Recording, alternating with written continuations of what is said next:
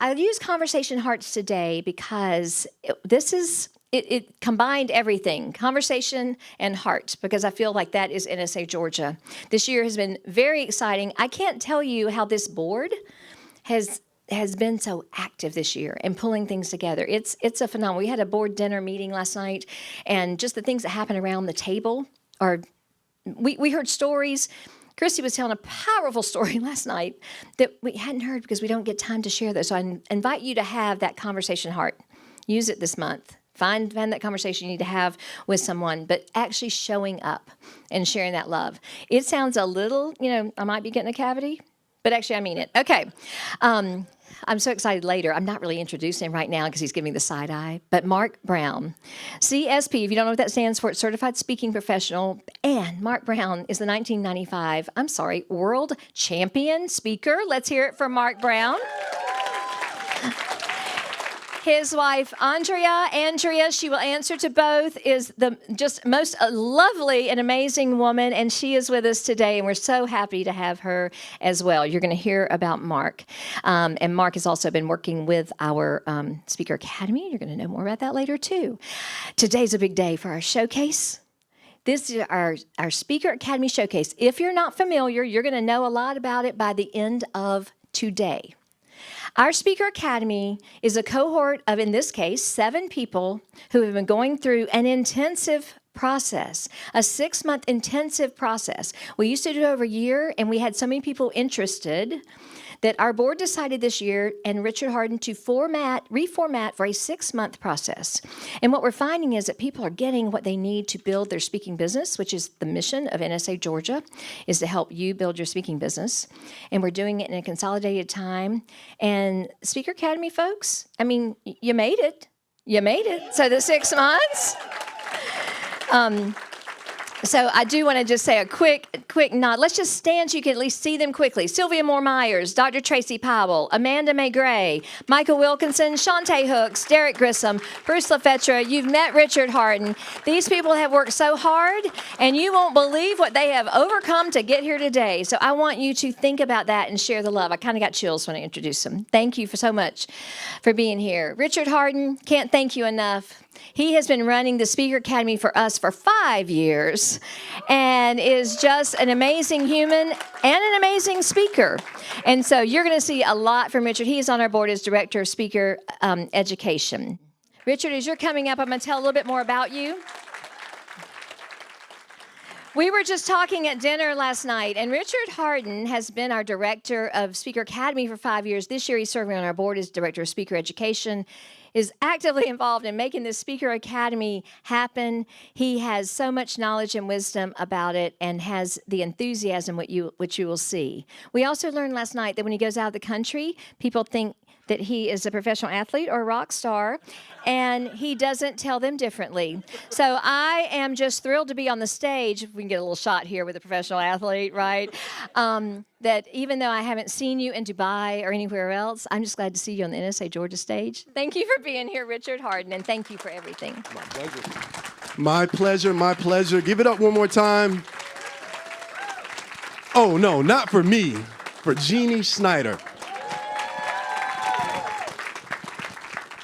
Quite possibly the hardest working woman in show business. Jeannie has done a lot for the leadership of our chapter, the growth of the chapter, and the growth of each of our members individually. So there are so many things that are happening right now based on that leadership. So I'd be remiss if I started talking about Speaker Academy without saying it's a part of a bigger chapter and a bigger mission. What's the mission of NSA? It's to build better speakers and better business. Does that make sense? Couple of words about the Speaker Academy program in general, but specifically this cohort. We have a group of 7 people who I have now christened, and you can call from this point forward the Magnificent 7.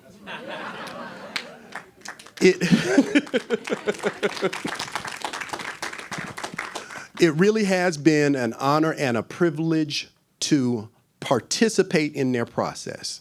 As a Speaker Academy director, I tell them in the first session, when I'm a speaker, I'm the sage on the stage. But when we're in this Speaker Academy, I'm the guide on the side. I learn from them as I teach them, and each of them has taught me something unique. We have a broad category of expertise in this particular cohort, several published authors.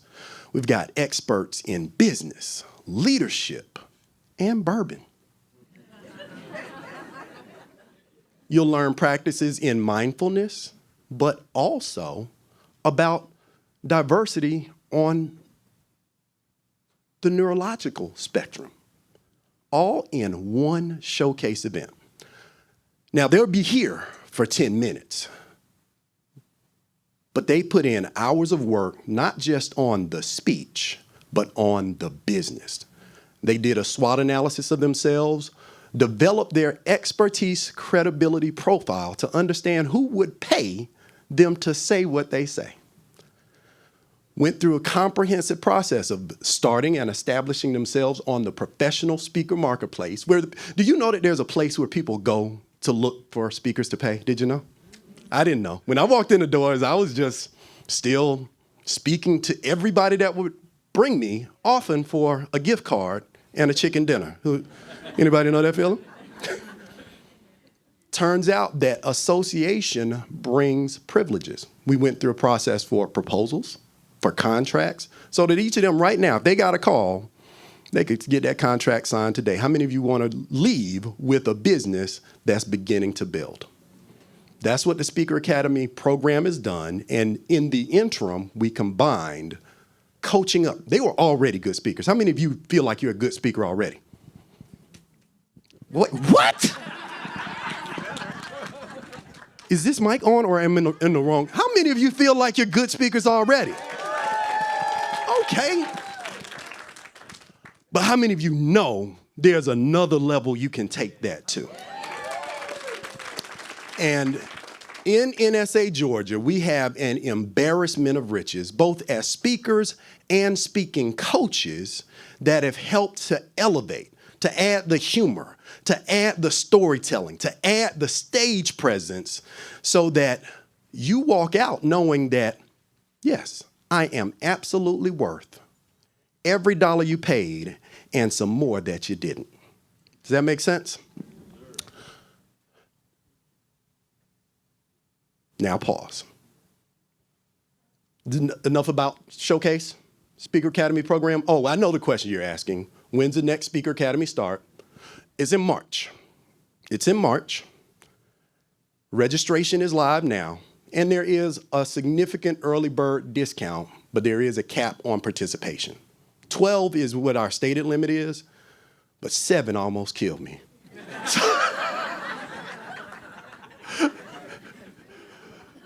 So make sure if you're interested, I think, Jeannie, the early bird discount is live and on the website now. We'll talk about it more at the end. All right.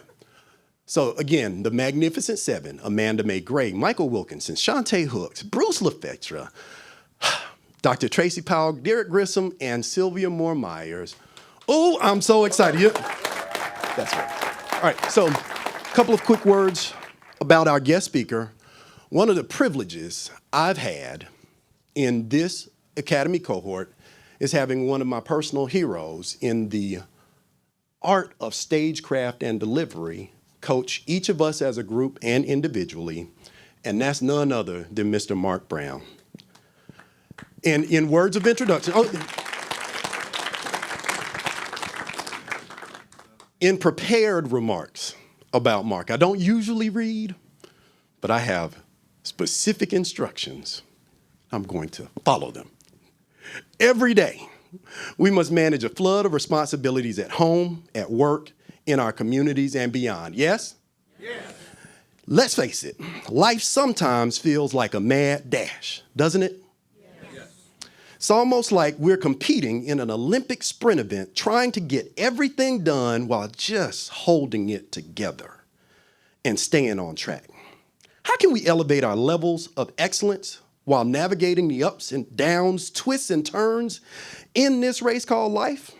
Today, we'll get answers from Mark Brown, who has been running a unique race and traversing a series of changes since migrating to the USA the United States of America. We had a significant discussion about that at the board meeting yesterday.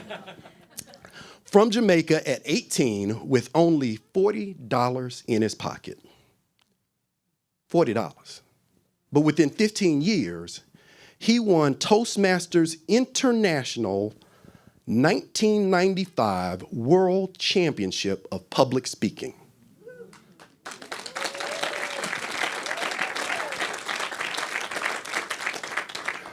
I see mix in applause. How many of you knew there was a World Championship of Public Speaking?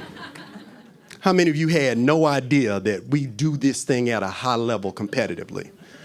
On average, per year, 200,000 people enter the World Championship from 182 countries around the world.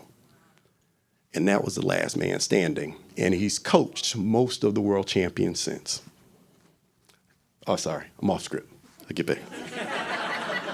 I'm back.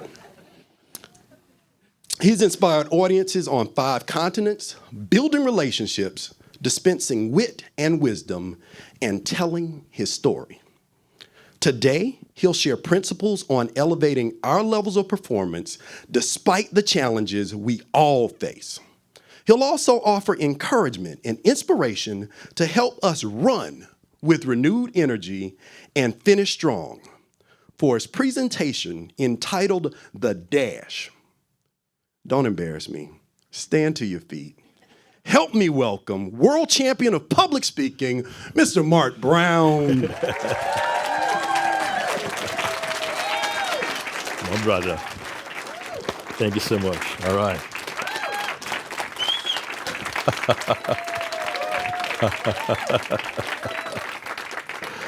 Oh, man.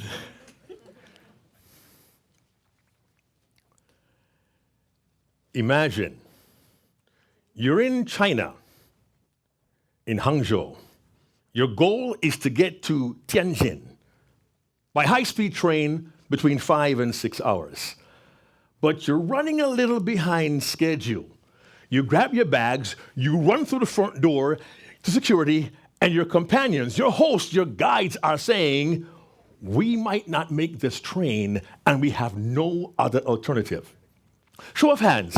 Have you been to a train station in China? Anyone? Anyone? Bueller? Think Atlanta Airport and triple it in size. We have to get to gate 19 for the G56 train from Hangzhou to Tianjin. Are you with me? Are you running? Are you wondering, are we going to make it? That was my experience back in 2015. And I learned that my host had contacted our friend who was there waiting for us to accompany us. They ran to the gate and they told the official there, I know you need to close the gate, but we have 3 VIPs coming, including a celebrity from the United States of America. Will you hold a train for us? We had about 3 minutes to get through the station and to the gate. Does anyone recall the O.J. Simpson commercial? Hurt running through the airport? That was us dragging our bags, trying our best to get there on time.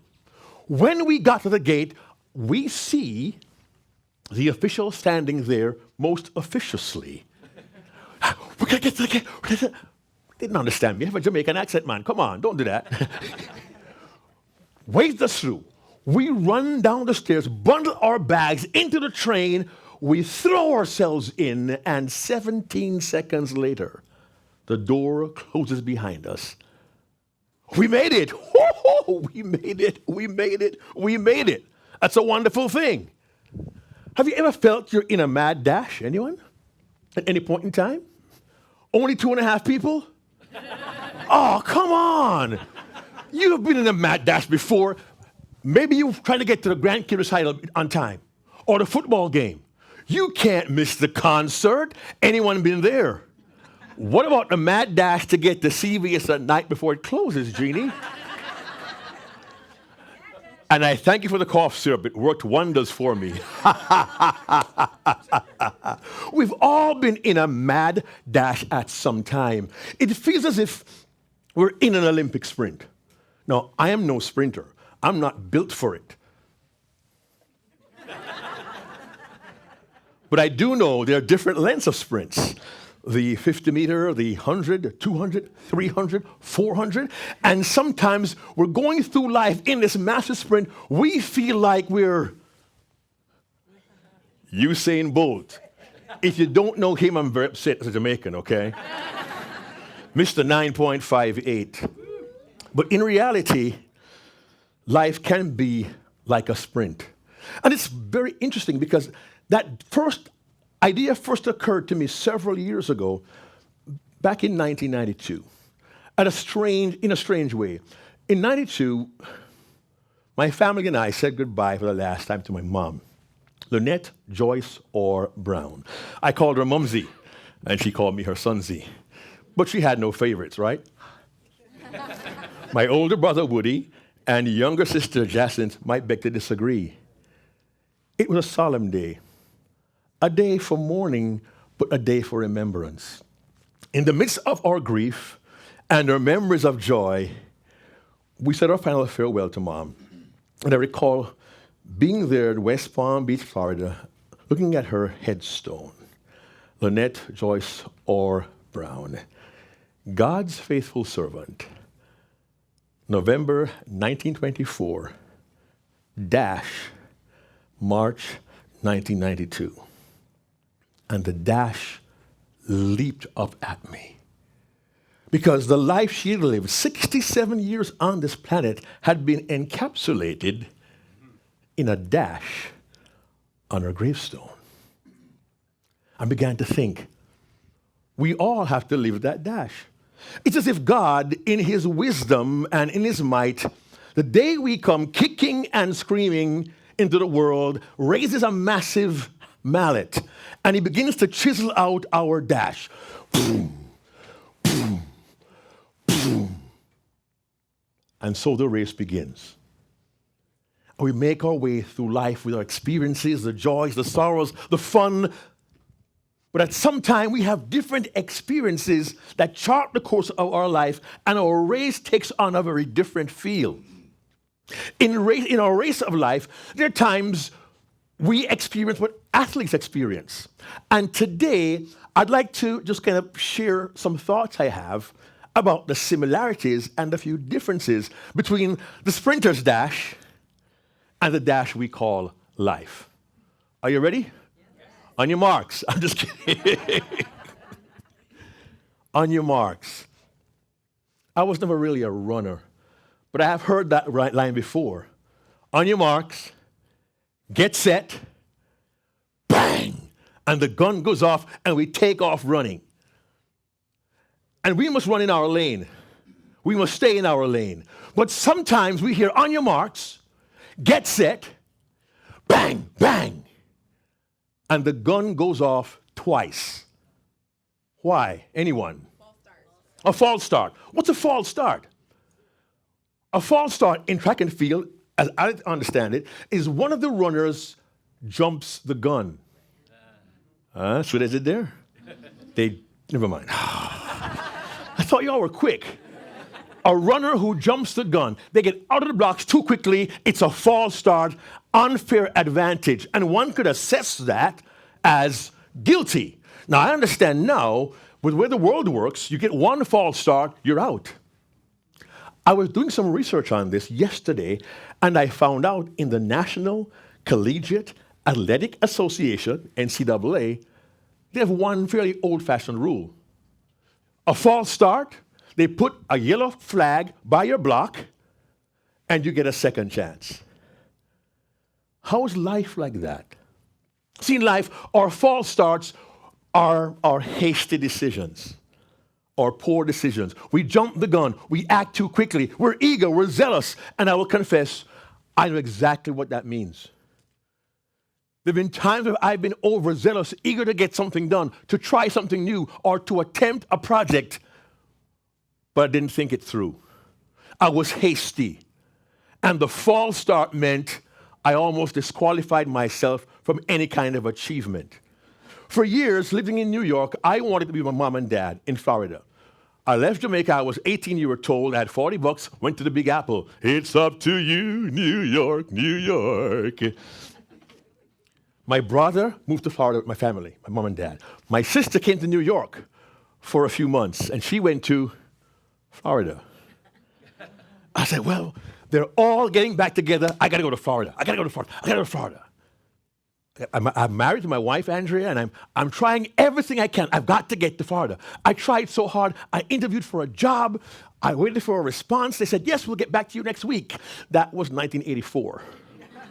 True story. I kept trying to make this happen for me, but it wasn't the right time, and it wasn't the right approach.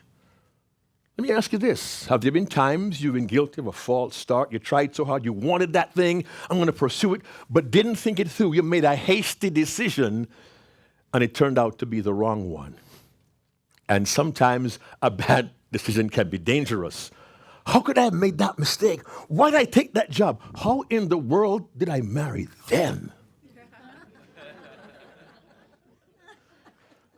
Please don't raise your hands. But we've all had our fair share of false starts, haven't we?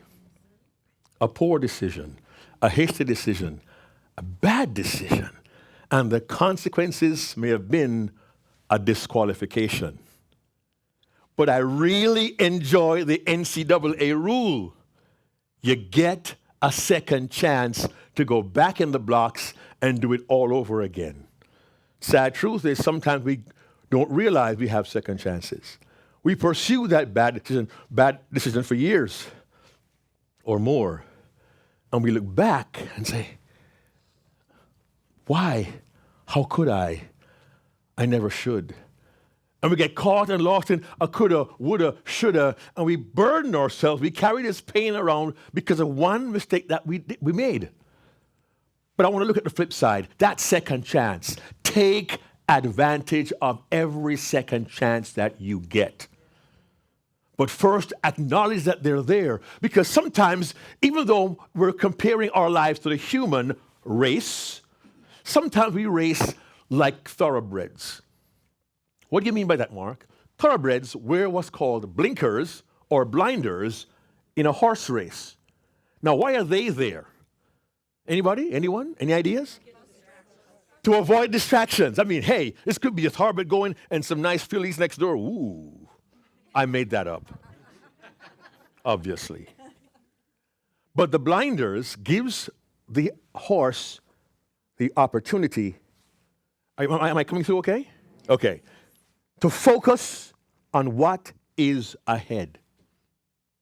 And when we get that second chance, when we get that second opportunity, I'd encourage you, take advantage of it. Be aware when you make the mistake, and as quickly as you can, make that correction. That's part of the journey. That's part of the race in our personal pursuit of excellence. Here's a sidebar to that. There are those who we don't know who are watching us, who are seeing us. How did he handle that false start? Did he recover? Is he wallowing in it? Is he staying in it? Perhaps the most sad thought I have regarding our lives, our business, our industry, our enterprise is the individual who makes a bad decision, a hasty one. It's a false start, and they allow that to define them. Have we all had false starts? I have.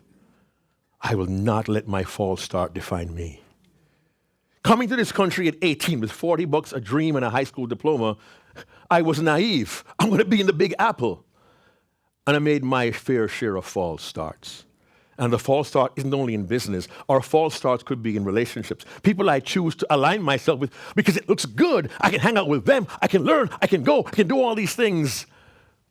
But I didn't stop to think it through. Mark, that is not the best friend for you to have. That is not the right relationship for you. That's not the right reason to do what you want to do. Perhaps the false start I'm most ashamed of as a speaker occurred perhaps 20 years ago or more. I was asked to be a speaker to a youth audience at a special youth program in upstate New York. I didn't really want to do it until I saw who the headliner was. The headline speaker was a Hollywood celebrity, also from my area of New York. His name was Ossie Davis. old school but powerful, married to Ruby Dee for a gazillion years. And Ozzy's going to be on the program, therefore I'm going to do it. Hasty decision for the wrong reason. I went to the program, talked to the kids about politics and youth, which is not my topic, but hey, I get to meet Ozzy Davis. Did I serve those kids well? It's a disaster. Top it off, I got to meet Ozzy Davis for about 9.2831570 seconds on his way out the door to get his car to go back home. I made a hasty decision to try to please and serve myself. As a speaker, I let my audience down. I let my craft down. And I gave nothing but the education. False start, bad decision. Take your second chances, but don't do it again. Learn from the false start. Take advantage of your second start. And what happened after that? I spent the next 20 years delivering presentations to young people across North America and the world, and I did some mathematics. And I believe by now I've spoken to over 1 million young people, but with a different mindset.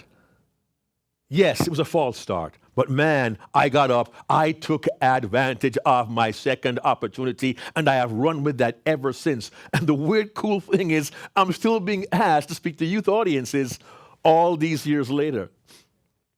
Now, I don't know what your false start may have been in your life. Maybe you're in a season right now where you have made a false start, and you're wondering, will I ever get back up again?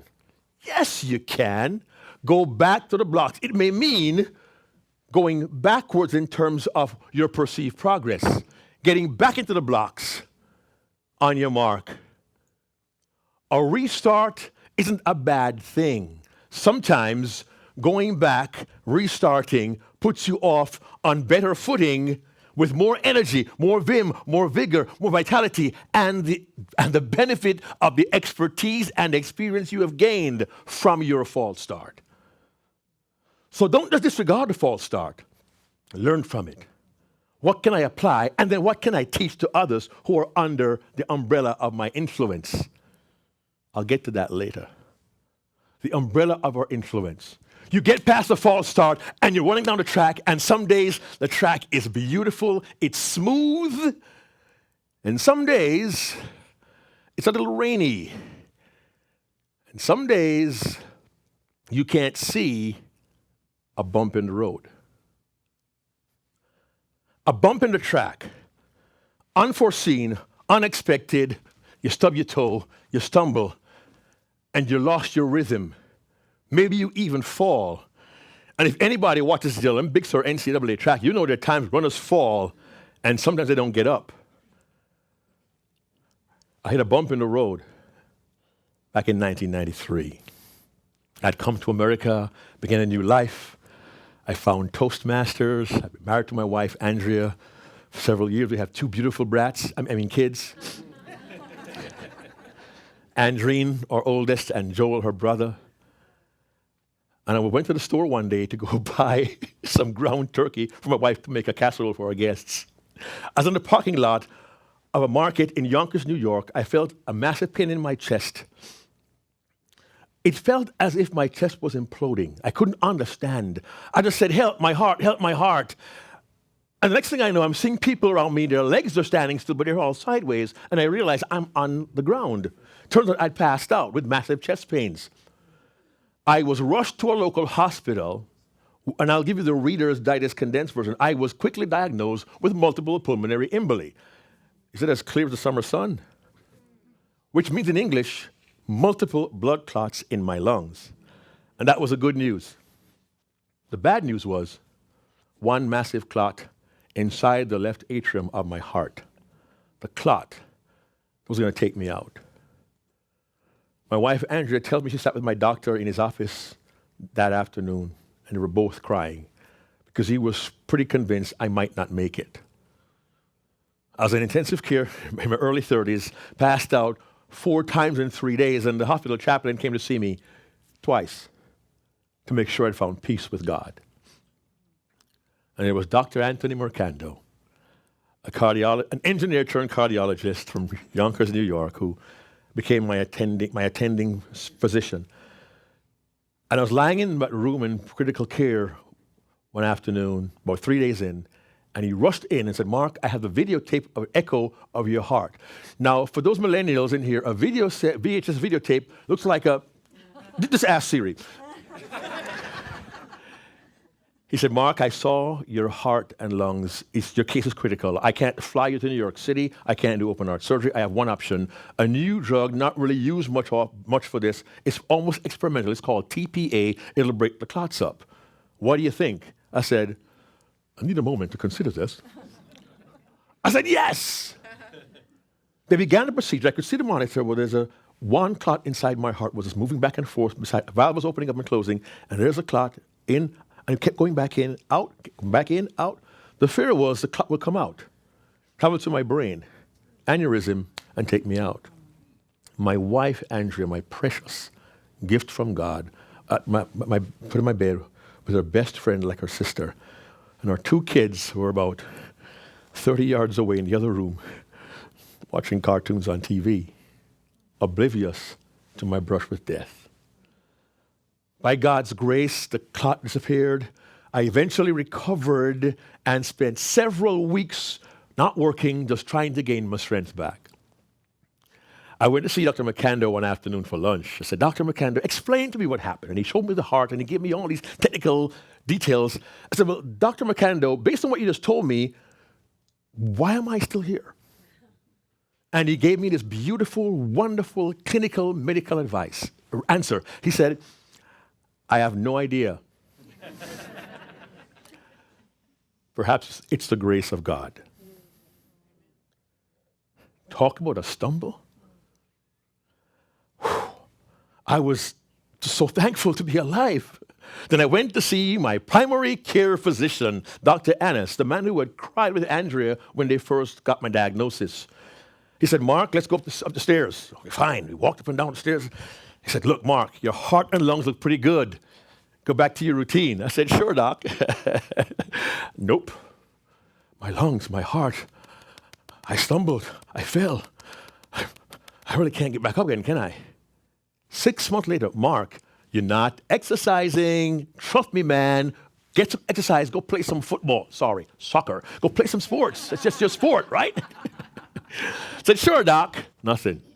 6 months later, "Mark, trust me, it's time to get exercise. Go do it." "Okay, Doc." So every morning I'd get up in the morning, I'd jog around the block 5 or 6 times. I would stretch, I'd pick the block up, put it back on the shelf, and go back to bed.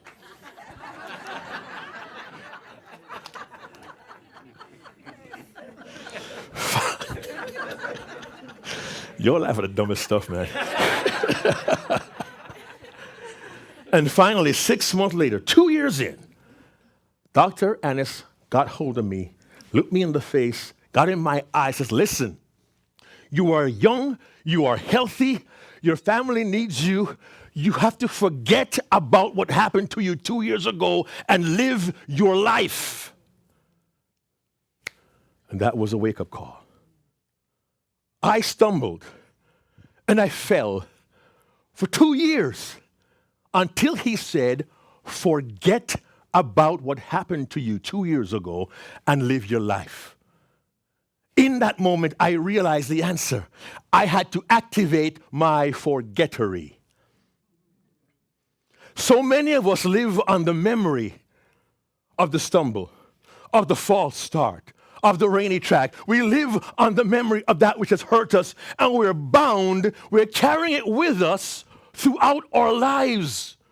Our memories are wonderful things. We remember the good, but all too often we remember the bad.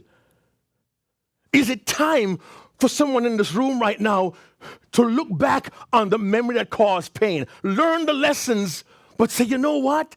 I need to let this go. I need to activate my forgettery," and echo the words of a man named Saul of Tarsus, who said this: "This one thing I do, forgetting what is behind and straining to what is ahead, I press on." That's the mark of excellence. We can push past the bump in the road. I urge you, I ask you, I implore you, is there some memory that has bound you and kept you dragging? Is it time to let that thing go? Cast it aside. Look ahead. Perhaps, my friends, perhaps it's time for you and I, for you and me, to activate our forgettery and continue the race that we have to run. There are parallels to life and the race. We get past the bump in the road, we keep going. And sometimes we find momentum. Everything is going wonderfully. We cross the finish line, and in a race, we might see, wow, new world record, woohoo! And then we get some news. Oh, we can't give them the record because it was wind assisted. Is anyone unfamiliar with that term? A wind-assisted record is nullified because the idea is the wind helped propel you forward. You did not do so on your own steam. You got help from the elements, therefore, we will not count it as a record. We need calm conditions. We need to know you got there on your own strength. In track and field, that's a negative. But I submit to you, my friends, in life, the wind assist is positive. It's the wind that propels you forward. What is that wind? It's the people who trust you, who rely on you, the people who believe in you, the people who encourage you, people who lift you when you're down, the people who will sit with you in silence when you go through your deepest grief and pain. And just having them with you lifts you and encourages you. It's the people who believe in you when you don't. And perhaps for some here, there are individuals in this room who are the wind beneath your wings. And trust me, I know the feeling. You were told I won the world title in 1995. We were in San Diego, California, at the Town and Country Resort Hotel, and I was there. My wife, Andrea, had come. Andreen, our daughter, was probably just turned 11. Joel was not quite 9 years old yet, and David was months old, a baby in arms. We were to leave from New York, and we had to fly across the country to California for me to compete in this contest. And I tell you, I gave the best I could. And when they announced the winner of the World Championship of Public Speaking, Mark Brown, I was elated. The crowd cheered for a minute straight. My family was happy. We went on stage together. My princess, Andreen, held my trophy. We began to pose for photographs. Not like that. But amidst the joy and jollification, my precious princess handed me a small envelope, which I perceived to be a greeting card. There's 2,000 people there. They're asking for autographs, photographs. My 7-year-old son was signing autographs by proxy. True story. I put the card in my coat pocket, and I'd handle it later. 2 hours later, we get to the room, go to the pool, and unwind. As I pull my jacket off, I feel the card. It's sealed. I said, oh, wow. So, paper card. Open the card up, envelope up, pull the card out. Dear Daddy, congratulations. We knew you could do it. Andreen signed, Joel signed Southpaw, and David scribbled, being 9 months old. I said, honey, look what the kids did. They got me this card. Isn't that cool? And my beautiful wife, Andrea, ever so calm, baby, you don't understand. You don't understand. The kids love me. Look what they did. They gave me this card. Honey, shut up and listen. Yes, dear. Listen, you don't get married 42 years by being an idiot, okay? So it'll be 42 years in April, married to my wife, Andrea. I said, what? She says, baby, you know the kids hunted for that card for you? I mean, they looked for that card for you. They went to the store and they chose that card and they bought that card with your money. They took it home and they signed the card, put it in the envelope, and sealed the envelope before we left New York. That's how much your kids believe in you. Those of you here online, I said earlier, perhaps there are individuals in this room right now who have been the wind beneath your wings. Find them and thank them. My kids aren't here. I can't thank them now. But if they were, I would just say this to them. Did you ever know that you're my hero? And everything I would like to be. Now I can fly higher than an eagle. You are the wind beneath my wings. Tell them. Tell them how much they support you. Tell them what they mean to you, and then turn it around. You be the wind beneath someone's wings. Because you never know who's watching you, admiring you, who wants to be you. It could be your child, your grandchild. It could be a neighbor. It could be somebody who is brand new to NSA, Georgia, and they hold you in such high regard. And one word from you, maybe even sitting in silence next to them, will be the wind beneath their wings. I don't know how long your race is, 50 meters, 100, 200, 300, 400.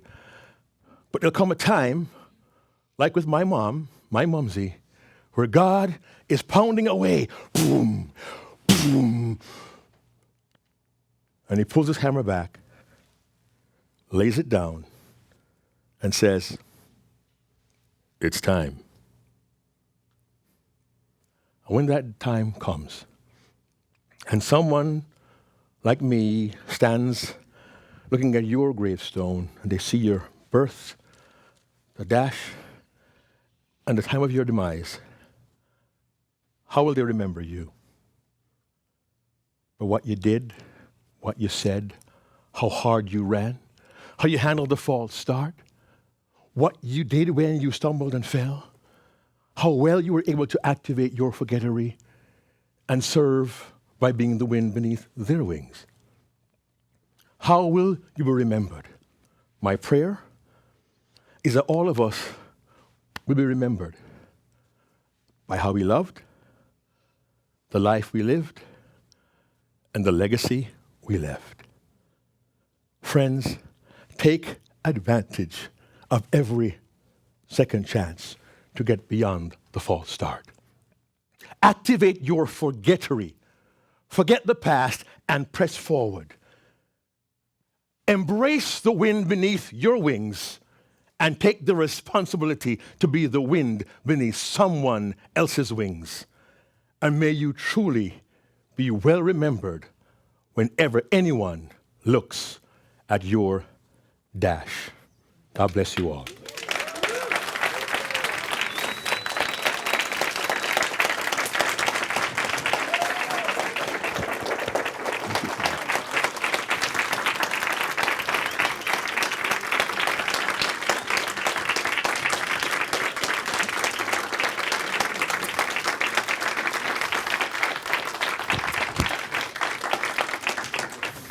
All right, Dr. Brown, thank you so much. Thank you, brother. I'm going to have you right back up on stage in a minute, don't you? So say so. So stay close, stay close. Y'all give it up one more time. Talking about what are we doing with that dash? All right, it's showtime. Everybody say it's showtime. It's showtime. Now, this is possibly one of the most generous things that NSA Georgia provides our Speakers Academy graduates is the main thing you need to build a business in speaking. Do you know what it is? High quality video. Before we get into the showcase portion of the event, there are some people that I would be remiss if I didn't thank. Because I've stood on this stage as director of the Academy, but I could not do this by myself. Does that make sense? For the work that you're about to see on stage, we have specifically selected coaches to help facilitate the process of speech improvement. You just heard from one of them with Mr. Mark Brown. Matter of fact, if you guys could join me on the stage, there's some people I want to thank for the things that you're going to see And there's some people out there that I want to thank for things that you won't see, but they are important. Does that make sense?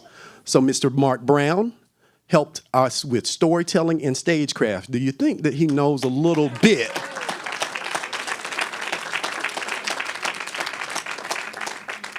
We also were graced with the gifts of Miss June Klein. Somebody will have to take pictures for June. Helping us with humor, finding your comedic style, and delivering with grace. And last but not least, the man who can help you find the funny in just, you're asking yourself, I'm a serious speaker. Why would I want to be funny? Put this in your notes. If you want to make some money. Jeff Justice taught us that. Come on down, Jeff.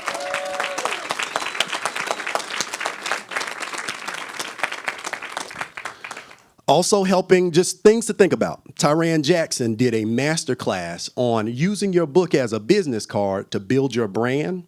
Jennifer Petrie, Tyran's not here, but Jennifer, JP, as our alumnus member. She was in our cohort and showcase last year and was that guide on the side to help me preserve my sanity. Stand up while you're there, JP. Hey, JP.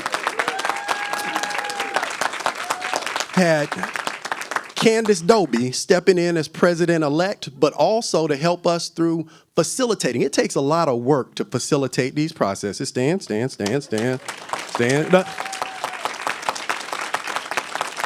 Please don't come around NSA pretending to be shy. I will not accept it from you. We had Siobhan Reed work with each of the speakers on understanding branding and marketing.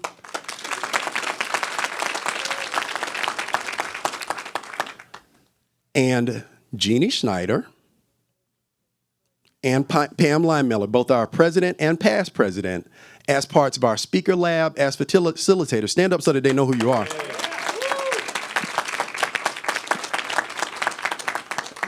And just a shout out for the plastic surgery that was done on the presentations, because there is an art to presentations and using slides, yes? And how many of you know that 99% of speakers that use slides use them poorly? Did some work on both what they look like, but also how they're delivered to. So before I showcase our collective work, give it up one more time for the coaches that helped us get better.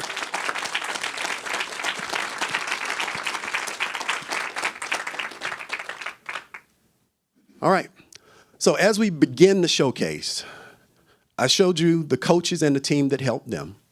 I've talked to you about the program that they've been through, but I want to address the most important part of this showcase. It's you. Everybody look at your neighbor. Say to them, you look good. But then tap yourself, say, but I feel good. And this is about to be good. Let's get this show on the road. Introducing our first speaker. In the blink of an eye, the first impression you exude to someone has been made. This can make or break a sale with a new prospect. What if there were a way that you could show up authentically and powerfully in business and in life? Would you want to learn it? Yes. If it could help you achieve the success you deserve by making the connections you need, would that be of value to you? Yes. Amanda Mae Gray is here to pass on her previously undisclosed method so you can shine every time. Help me welcome Amanda Mae Gray.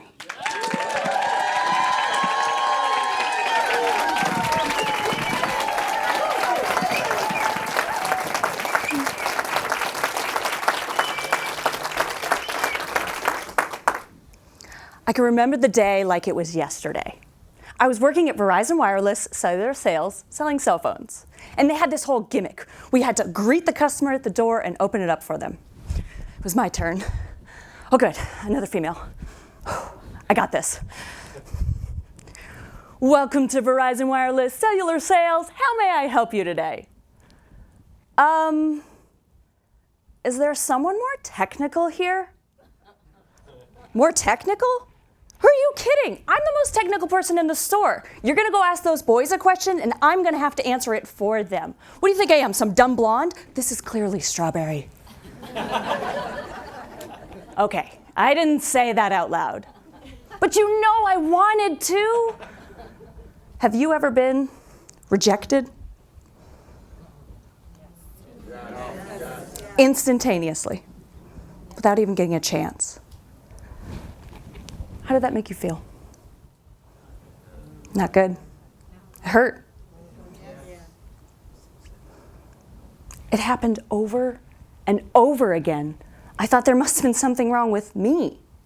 And I tried everything. I tried doing all the makeup. I tried doing no makeup. I tried the suits. I tried more casual. I pulled my hair back. I did it down. And none of it mattered. I kept getting, not you, not today.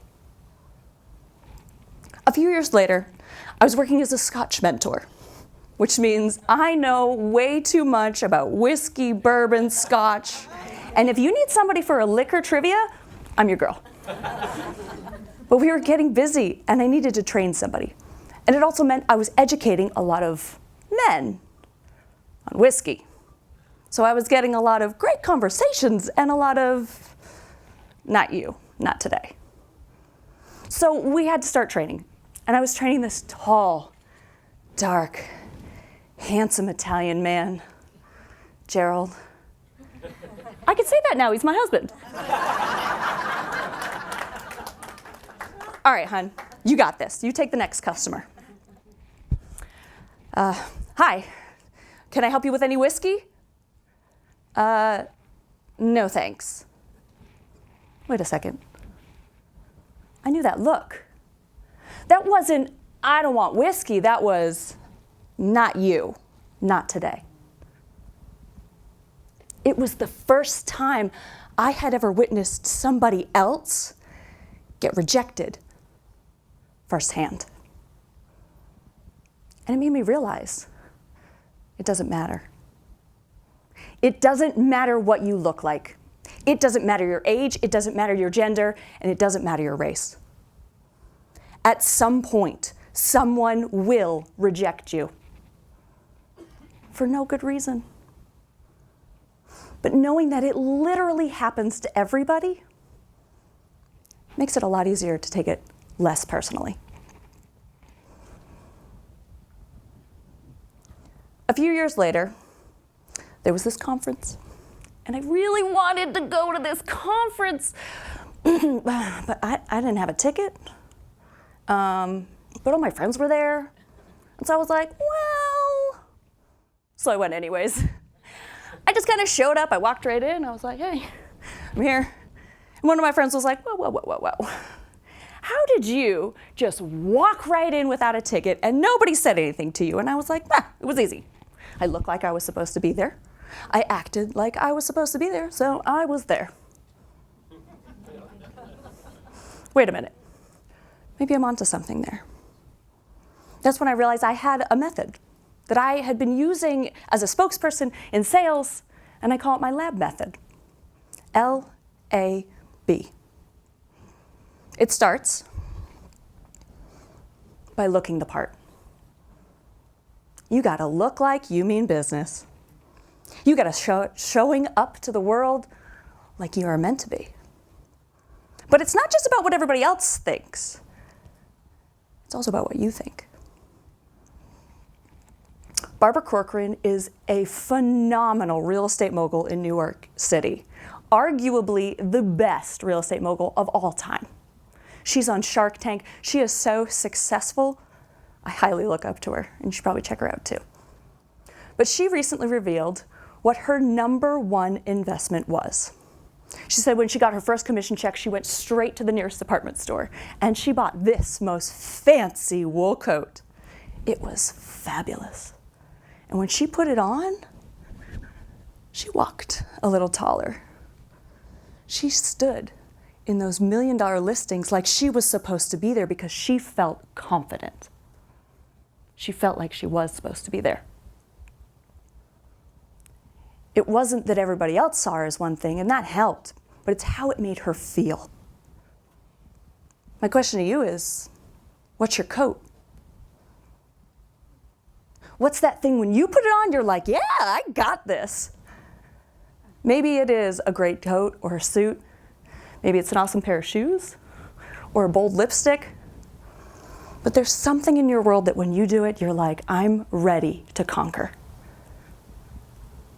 Do that for you more often. This is her today. As I said, she was one of the most impressive real estate moguls in all of New York City because she started to embody to believe. Which brings me to the next part. You need to start acting the part. When I'm selling whiskey, I'm not standing all prim and proper. No, I'm a little more casual. It's a little more relaxed with whiskey. And different types of whiskeys are going to have a different type of body language because that's really what it's all about. It's about your body language. How are you acting? How are you showing up in the world? How are you saying, I'm here and I'm ready? Marilyn Monroe was one of the people who completely changed her identities and became arguably one of the sexiest women alive. But she didn't start out that way. She had to get made up, she had to bleach her hair, she did a whole thing. And when she did, she became that woman. Well, one time, I got to be Marilyn. I'm also an actress, and I did not feel like I could hold up to Marilyn. Let me tell you what, I was like, whoa, she's kind of a lot. But in the end, once I got myself looking and I started acting, I embodied to believe. And that's actually me as Marilyn.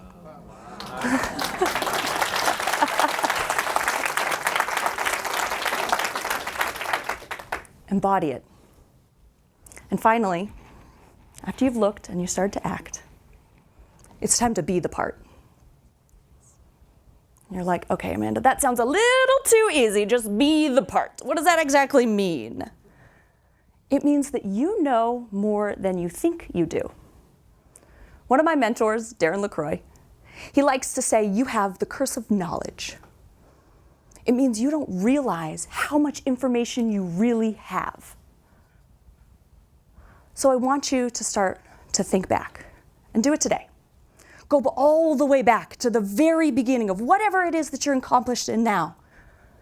And start thinking about where you started from and how you've built up classes and courses and experiences. Maybe you've taught something.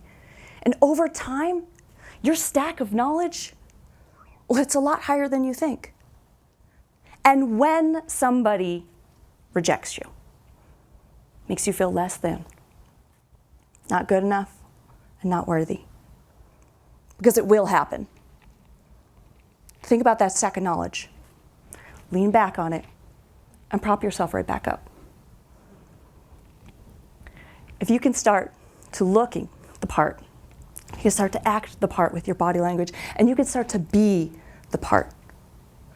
You too can embody to believe that you are whatever you want to be seen as. And you can do it every single day. Find your coat, find your attitude, find your knowledge, and you too can go from rejected to requested.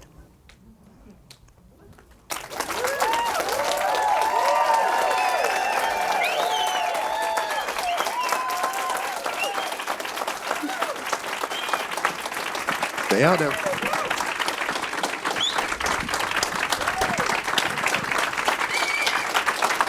Show your love, Amanda May Gray.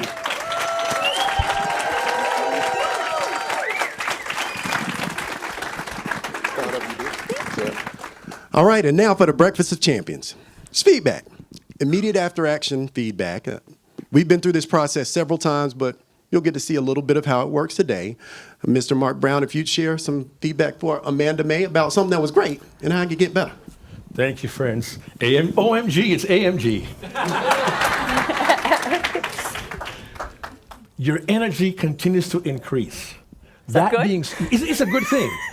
That being said, consider selectively, one of my phrases is, when you are selective, you are effective.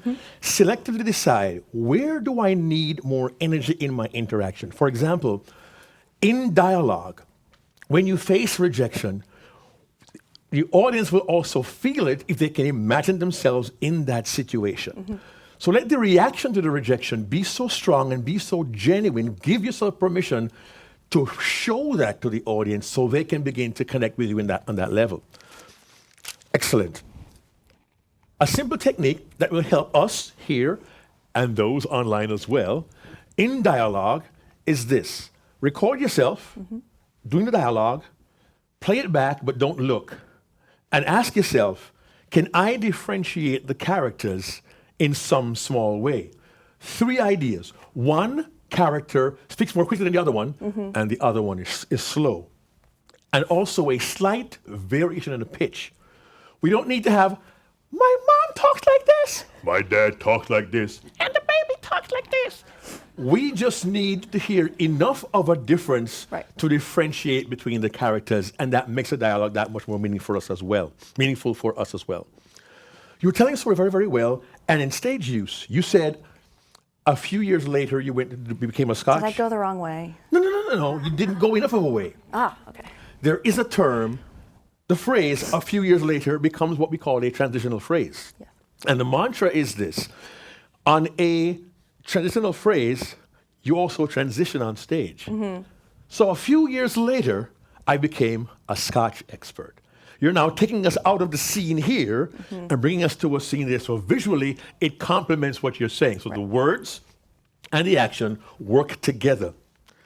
I would encourage you also, Amanda May, to think of the energy shifts that take place at different times. Yeah. And there are times you have a very pleasant, you're not that hard to look at. And where's Gerald? Where's Gerald? He's over there. Hey, Gerald. We're good, right? All right, we're good. All right. But there are times the energy of the character in the moment. For example, you showed us about being rejected, and the line you use is, not you, not today. With a bit of disdain. What is the reaction that you have when you feel, not you, not today? Yeah. It doesn't matter how old you are, with your race, or it's not if, it's but when it will happen to you. And you use that space to feel the energy and come forward. You're out of the scene now, and we're hearing what you're thinking, and we can connect with it. But think about, where can I have more energy? Where do I need to pause a second or two, or a heartbeat or two longer? You did a good job asking questions and waiting for us to respond. That was good, because very often, by show of hands, do you like chocolate? I mean, yeah, I like caramel instead. Right. Wait, Right. You didn't do that today, which is wonderful. You're increasing your knowledge is coming through. 2 more quick thoughts for you. You told us, I want you to.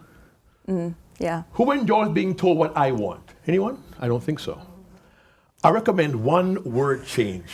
And I know June will agree with this one. The word is invite. I invite you to consider this option. In my talk, I said, I submit to you that. So I'm offering you something. I'm not saying you are wrong. I submit to you that if we activate or forget it. So words choices can be very, very effective in having the audience buy into what you have to say and being willing to respond. So please don't tell the audience what you want. Right. They don't care. And please also avoid the question, how many of you, because the question how many demands a number as an answer. How many days in a week? How many months in a year? How many of you like chocolate? No. Raise your hand if you like chocolate. By show of hands, anybody here a chocolate lover? So now, right. And also, I think you kind of did that one time. Did I? I said, have you ever felt rejected? But did you raise your hand and did it? I don't think Maybe you so. didn't. Maybe, did I? There is know. a technique called activating the mirror neurons. I got 15 seconds. You lead the audience. Have you ever felt rejected? Right, yeah. I raise my hand, I nod, and that tells them to join me. Yep. All in all, very well done. Energy was good, it can be better, but I heard, look the part, act the part, be the part, and my part is done. Would you like to learn from a Hall of Fame facilitator. Well, stand to your feet. Help me welcome Michael, the facilitator, Wilkinson. Well, well, well. Welcome. It's great to be here. Good morning, NSA, Georgia.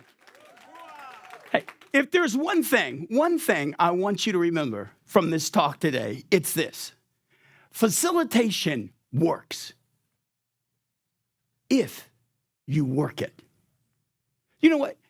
Finish the sentence for me. Facilitation works if I said facilitation works if absolutely. So let's talk about what that means. What's that mean to work facilitation? I want to take us back 3 decades. 3 decades. I was a member of one of the big accounting firms in town, one of the big 8. I'm not allowed because of my exit agreement to say their name, but I can tell you their initials. E and Y. That may help you figure it out. But in any case, when we were called in to help address an organization's problems, we'd come in with an army of smart consultants. We would analyze the organization from the top down, and we'd come up with the 100% solution. They pay us, we go away, because good consultants go away. But when we come back a year later, you know those incredibly comprehensive, brilliant recommendations we came up with? We'd be lucky if 15% was implemented. That's the life of consulting. Well, in my last few years with that organization, we started taking a different approach. Instead of coming in with an army of bright consultants, we brought in dumb people. Well, not really. We came in with just a small group of consultants, and we assembled their team. And we facilitated their team through our process. And they came up with the recommendations. They came up with the things to do to improve. It was their solutions. Now, here's what's interesting. Sometimes they would only come up with the 60% solution. So we would float ideas. Hey, what about this? Oh, that's great. How about this? Oh, yeah. How about this? Oh, no, not here. How about this? No, absolutely not. When it was done, they may only get to the 85% solution. But here's the kicker. We come back a year later, 80% of it would be implemented. 80%. Now check this out. When we created the solution, they only implemented 15%. When they created it, they implemented 80%. What is that all about? What are we, chopped liver? What's the deal here? So why? Why? Because facilitation works if? Absolutely. Let me explain it this way. There's Dr. Robert Zawacki at the University of Colorado. He came up with this formula, ED equals RD times CD. Now, I know you didn't wake up this morning thinking, I'm going to do algebra today. It's going to be great. So let me break this down. The D is the same word every time. Decisions. If you want a decision to be effective, it's got to be the right decision. Now, I'm thinking, put a period there. Effective decisions equals the right decision. He said no. He said times commitment to the decision. Now, think about what that means. Think about it. If you're a leader and you know the right decision for your team and they have zero commitment to it, what's the impact, everybody? A big fat zero. Anything times zero is zero. Or if you know exactly what your customer needs to do and the customer has zero commitment to it, how impactful is it, everybody? Zero. There you go. Now, here's the problem. See, what most leaders do is they go into a back room, they figure out what the right decision is, and then they come out and try to build commitment to it. Wrong answer. Can we go with door number 2, please? What's behind door number 2? It's what facilitative leaders know. If you get the people in the room who are impacted by the decision involved in creating it, you automatically build commitment. You do those 2 things at the same time. Why? Because you get better decisions, often faster. Now, here's the kicker. with higher levels of buy-in and commitment. Facilitation works if you work it. So you have to wonder, how come most leaders don't work it? How come most leaders don't do this? If it's obvious, it works. Well, unfortunately, it's because most leaders don't know how to facilitate. Newsflash, someone's written a book, The 8 Core Practices of Facilitative Leaders. Who's the author? Some Wilkinson guy. I don't know who he is. You get the idea. But in the book, it outlines 8 key practices, 8 core things that facilitative leaders do. Now, we don't have enough time today to go through all 8. And so this afternoon, we're going to focus right in the middle, in the heart of the acronym, the SEEDS acronym. It's called Connect First, Correct Second. Connect first, correct second. So before the break, let me just give you a sample of what it's all about. Who remembers the first time they were leading a project or something responsible? Who remembers that? Yeah. Well, I do like it was yesterday. I was asked to be the project manager for some organization. I won't remember how the name of it is, but we were implementing a payroll system in 500 convenience stores across the Southeast. Now, this was the first time I was managing a project. So I wanted that to be the best payroll system implemented in the history of man. I mean, I was working until 8, 9, 10 o'clock every single night. Well, we were nearing the end of month 1. And the CFO, the sponsor of the project, comes into my office and he says this, Michael, you're doing a terrible job. I was just talking to the controller. He doesn't understand how this new payroll system is going to update the balance sheet accounts. Would you get on the stick and do your job? Then he walked away. Yeah. You may have heard of the Harvard School of Management. Maybe the Stanford School of Management. This guy, he clearly comes from the Seagull School of Management, right? You know what seagulls do? They fly in, make a lot of noise, dump on everybody, and then fly out. Now, I've been truly upset only 4 times in my life. I was livid. This ungrateful so-and-so, here I am busting my butt, and he's going to, let me calm down. See, for those who don't know systems, in a 6-month project, the update to the payroll system is called an interface. You design those in month 2. You implement them in month 5. We were at the end of month 1, and he was busting my butt about something we hadn't even done yet. We hadn't gotten to. I mean, it was just, okay. It was 30 years ago, and I still get a little worked up when I think about it. But consider this. Consider this. Suppose he had come into my office, and he had said, you know, Michael, I know you're really working hard on this project, and I appreciate the time you're putting in. I need you to do something for me, though. And would you put it at the top of your priority list? Would you sit down with the controller? He's upset. He doesn't understand how this new payroll system's going to update the balance sheet accounts. Just sit down with him, get him comfortable. Could you do that for me? What would have been my answer, everybody? Sure, yeah, I can do that. He was delivering the same message. You're not doing something I need you to do. So why the different reaction? Because he connected first, corrected second. He let me know he saw me. He saw the value in what I was doing. And by connecting first, he didn't explain what I needed to do to make it better. So I would have walked away with 2 important lessons. 1, when you're managing a project, it's important to carry all the people along. And 2, I would have seen a great example of facilitative leadership. Let's just say I didn't get that lesson. What did I get? You ungrateful son. Anyway, so you get the idea. Well, I have a serious question for you. Do you connect first? Correct second?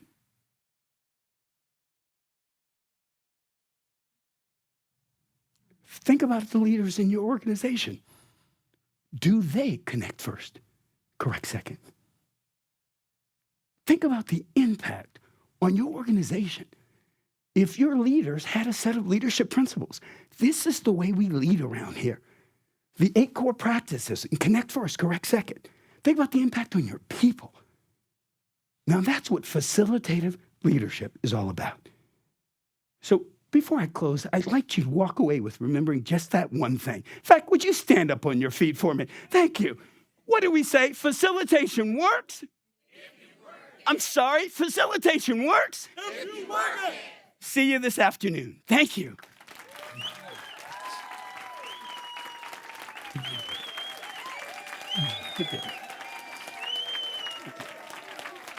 Thank you.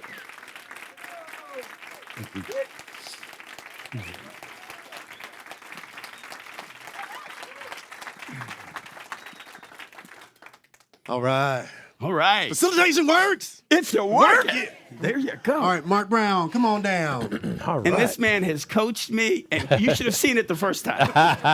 My brother. Thank you, brother. Thank you. Thank you. Michael.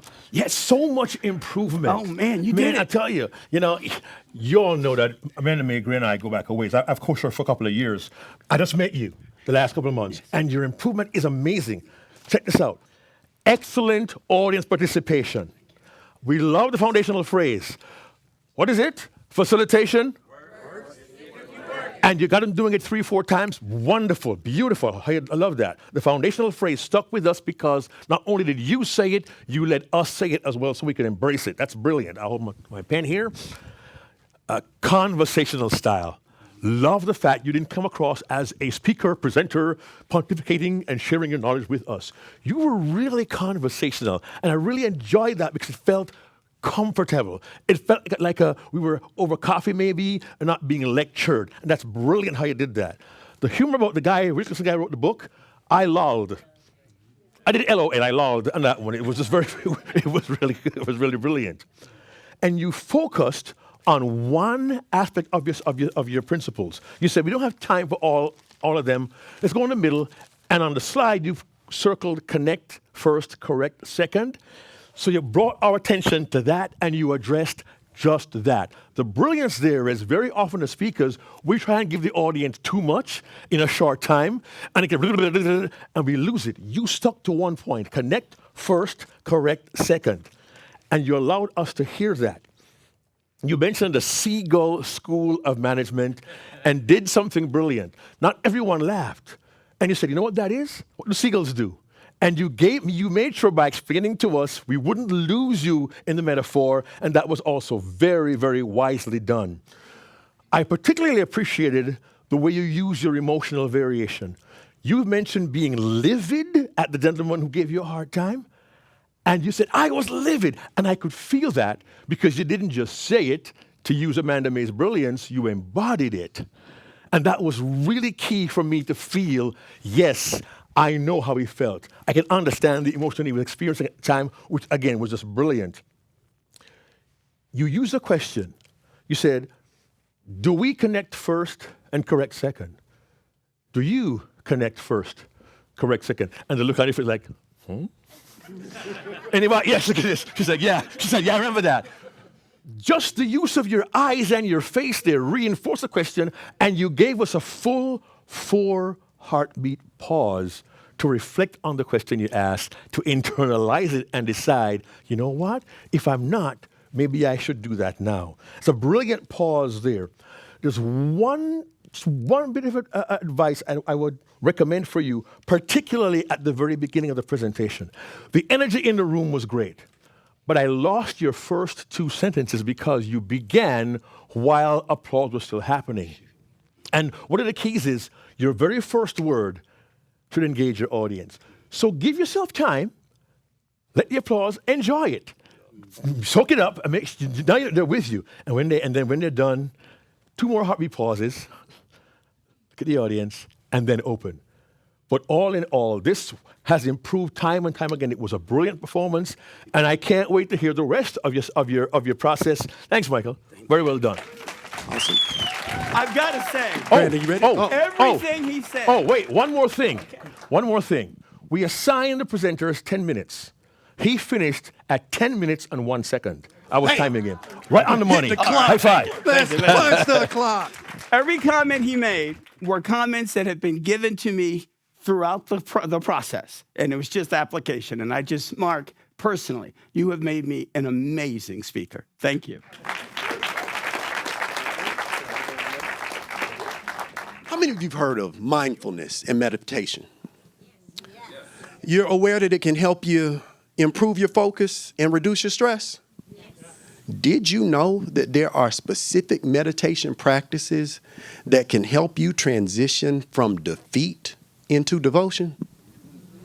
Well, our mindfulness expert, Shantae Hooks, will share some of her transformative tools to help you prioritize the present moment so that you transition your wounds into wisdom. Sound like information you want to hear? Yeah. Now you got to be willing to receive. So everybody take a deep breath. And help me welcome Shantae Hooks.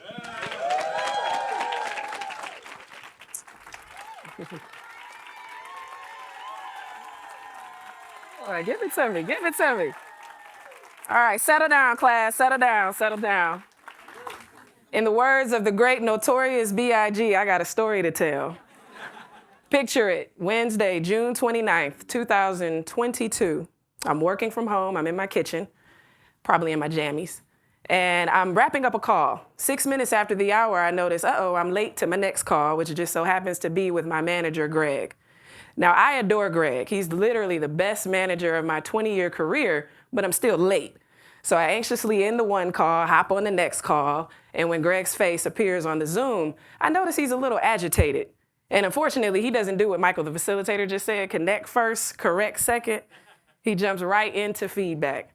Shantae, no big deal on being late, but you missed the audit committee meeting on Monday. And I know you sent your team, you sent a delegate, but you need to be present on those meetings. And actually, your team is really overwhelmed right now. I need you to get more into the details of what they're doing. The details matter. And as he was saying matter, his voice trailed off to a whisper. I called his name a couple of times. Greg. Greg. Not only does he not answer, but his head is now resting on his shoulder. I think to myself, holy shit. This man is having a medical emergency and I need to get him help, but I have no clue because like me, he's working from home. I don't know his address. And then I hear a thought. Call his assistant. I pick up my phone, I call his assistant. She answers, she calls his wife, and I watch on the screen as his wife and daughter try to give him CPR. The video call is disconnected, and man, I just wait and pray. Felt like hours, but maybe 10 minutes goes by. My phone rings, it's his assistant. I pick up the phone as I'm putting the phone to my ear, I hear a wail as she says, he didn't make it. I dropped down to my knees, and when I tell y'all, I wept. I wept like the day that I watched my dad die. You see, Greg wasn't just my manager. He wasn't even just the best manager of my career. Greg was like a father figure to me.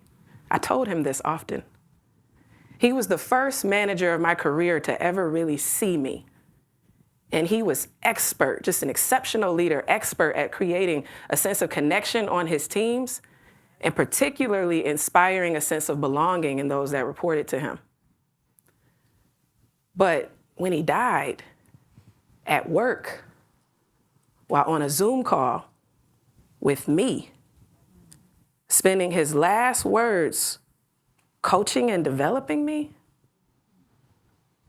I was crushed. And honestly, I was very confused. I was an emotional wreck for the months that followed this. And my mind often looked like this. So many questions. Why Greg? Why me? Why now? Especially that why now. So you have to understand, at the time, I was having one of the best years of my life.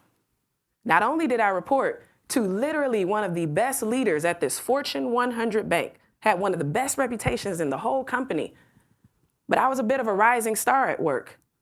2 years prior to this, I started a mindfulness community called the Stillness Loop for my colleagues. And it started with 5 employees and it grew to over 500 employees.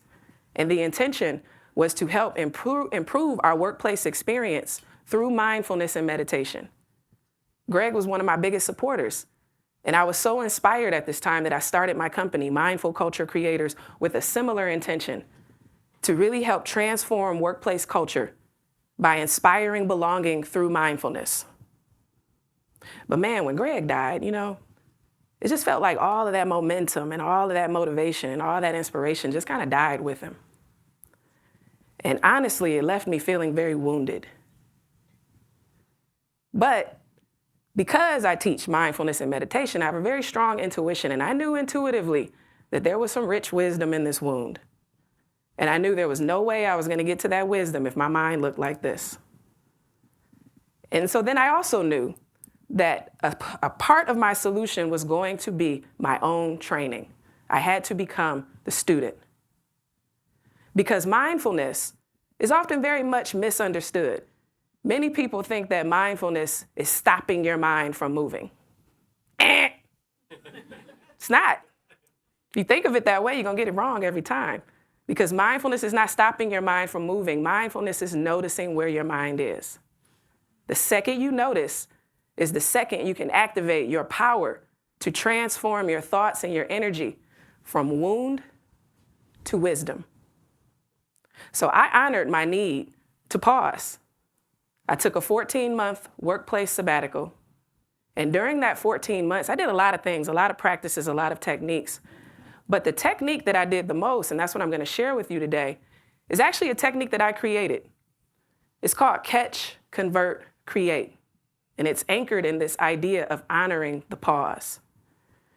I developed this technique to help my students understand that everything in life is a process, including our thoughts. Between a thought and another thought and an action and a perspective are pauses that we often ignore. But when we feel that pause with a research-backed practice or practices, we can activate our internal ability to transform our emotions and our feelings out of our wound and into our wisdom. Now, I have a gift for you. I'm going to go over the first step. It's a 4-step framework. I'm going to go over the first one with you now. I know I may have brought the vibe down a little bit, so I want to make sure I bring it back up. So we'll go over the first step. If you're interested in the other 3 steps, I have a gift for you at the end.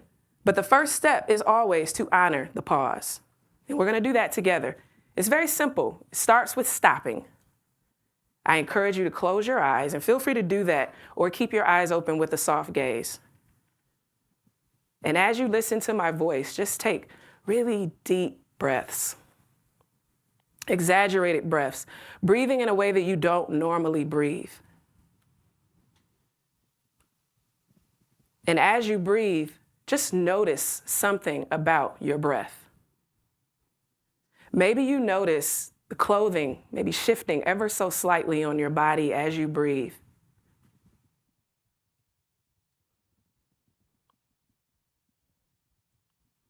Feel free to open your eyes when you're ready, or keep them closed. You'll miss the rest of the session. But what we're doing, we're not just breathing, we're taking intentional deep breaths, and we're flooding our brain with oxygen. When we flood our brains with oxygen, we activate our parasympathetic system. That's the part of our bodies that literally transitions us out of chemical states of stress into chemical states of rest. And once you have activated that ability to pause and to stop, just sort of short circuit your trigger, you can move on to the other steps in the framework, which I have written here in the form of affirmations. And each step includes research-backed practices to, again, activate that transformation. It starts with catching the thoughts that don't serve you. And typically I use meditative journaling techniques. And then we convert our thoughts to wisdom through guided visualization practices. And finally, we create new life with our new energy. And typically I use embodiment practices. Now these practices, these techniques can be done together, separately, it doesn't really matter. The thing to remember is the mantra: catch, convert, create. When you notice that you're triggered. And this will help you. It helped me so tremendously to stop seeing June 29th as like the most traumatic day of my life and really see it for what it was. It was a day that I got to help an incredible human being in his most vulnerable time of his life while he helped me. What an honor. I also got to tap into his wisdom, which was a leadership philosophy rooted in belonging and rooted in courage. And when that sabbatical ended, 14 months later, just this past November, I actually decided to resign from my corporate job. I was a vice president of governance. I resigned from that job to truly devote everything that I have into my mission, which is to create cultures of belonging inside of work and outside of work through mindfulness and through community. I am so thankful for your time, for your energy today. It has helped me and I know it will help you tap into your inner Greg, the version of you that connects with others, that sees others, that fosters belonging everywhere you go. Please pull your phones out, scan this QR code. I would love your feedback. And I do have a gift for you. It's actually the visualization practice that I created as part of the convert step in the framework. Use it when you're triggered. Use it to change your thoughts. Use it to cultivate belonging.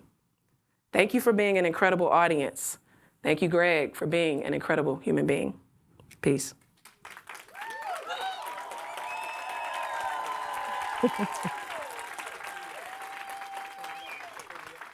Close to the front. Oh.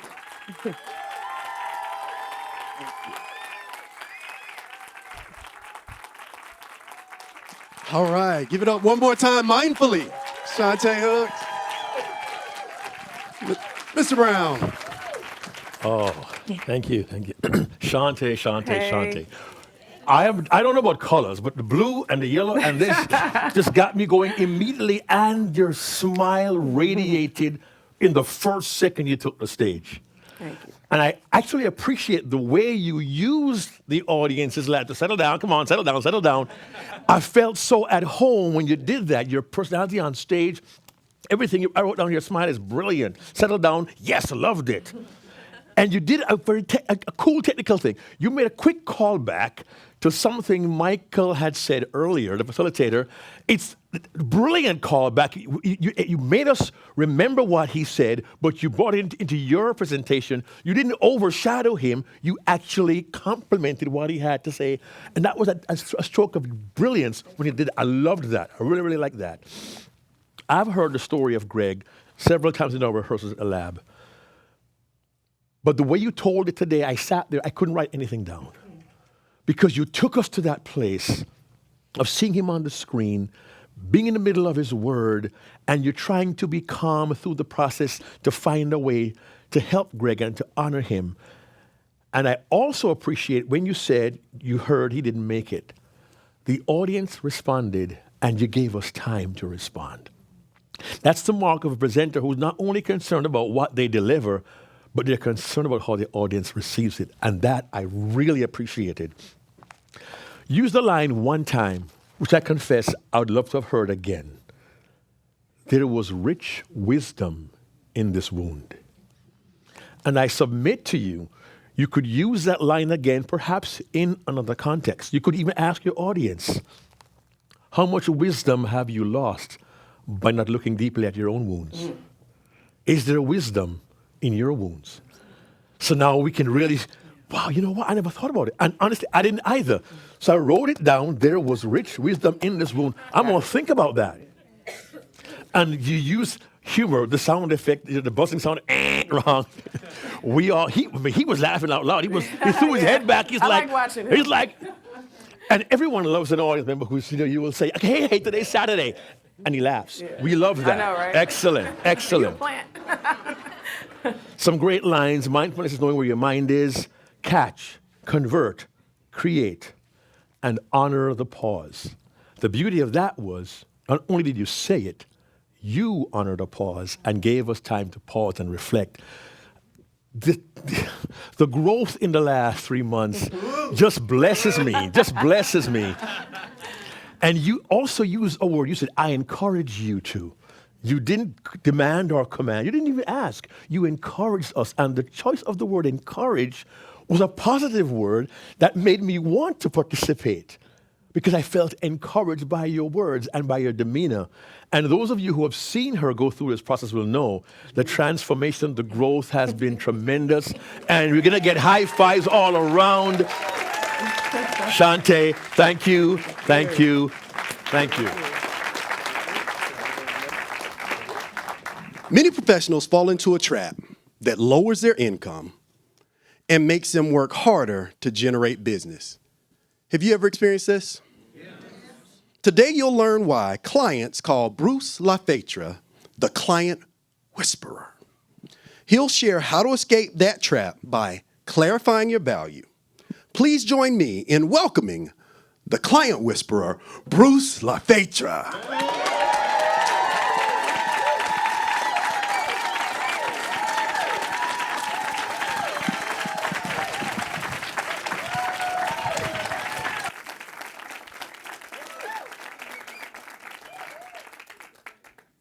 Let's travel back in time to January 1980.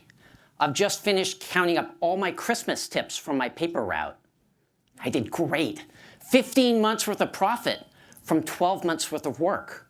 The adults in my life told me that was my reward for great customer service. And for 25 years, I believed them. Then my consulting work got me thinking. And I went back and I talked to some of my old customers. They remembered me. It wasn't my great customer service. They expected great customer service. It was their dogs. You see, it was a circular neighborhood, so I ran into my customers and their dogs every day. I like dogs. I got to know their dogs really well. The dogs, they seemed to like me too. They sure got excited when they saw me coming. Might have been the belly rub. But you have to understand, these were not ordinary pets. Many of them were grand puppies, surrogate grandchildren. And I treated them as full members of their families. That's why I was rewarded. Now your clients, they're no different. If you can find their dog, you can accomplish amazing things. You say, what kind of amazing things? You can accelerate your business development. How many here want to make that part go faster? Yeah, see some hands. You can get paid for more of your value. That's doing the same work and getting more pay. Anyone up for that? It's usually popular. And then there's the holy grail, being more referable. Do you want people to send you great business? Okay, so that's what we're going to talk about today. But first, I need you to get introduced to Carrie. Carrie was in a profession, your profession, where 78% of attorneys find business development stressful. That's like we take everyone from here all the way over. And 1 out of every 6 hours invoiced, never collected.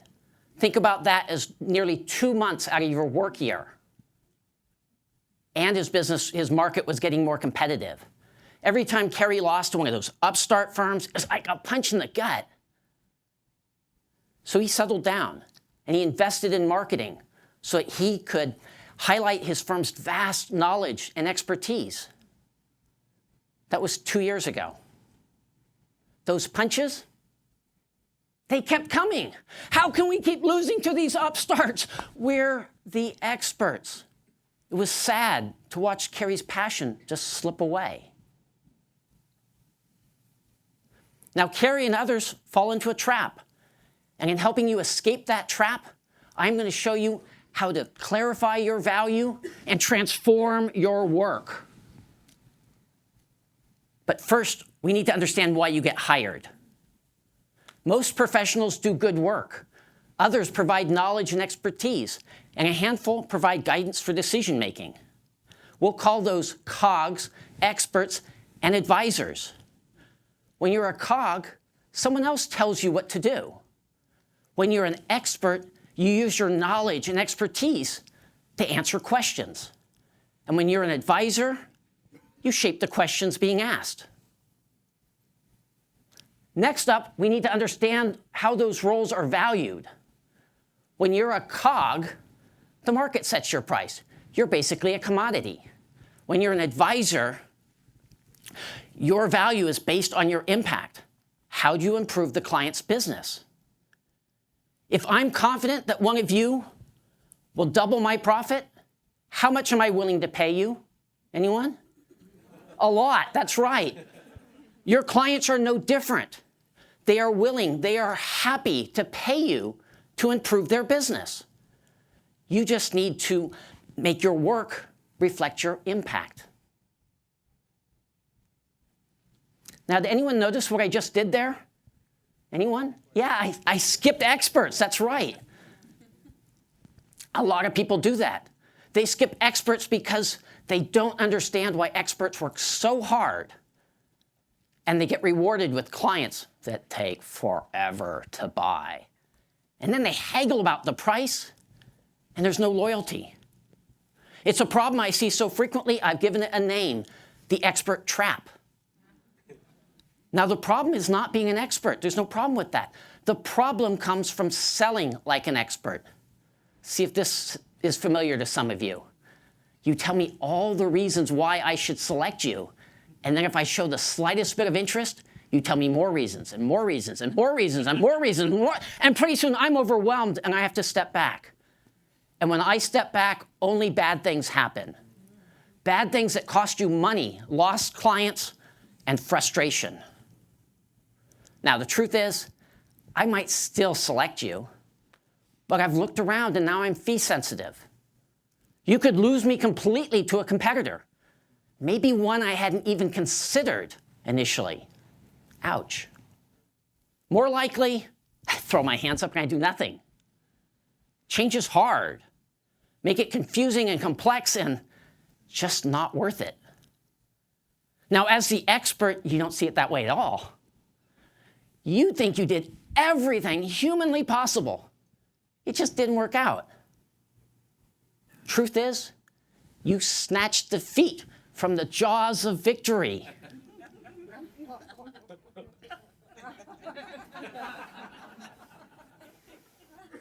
It's funny when it happens to someone else, yeah.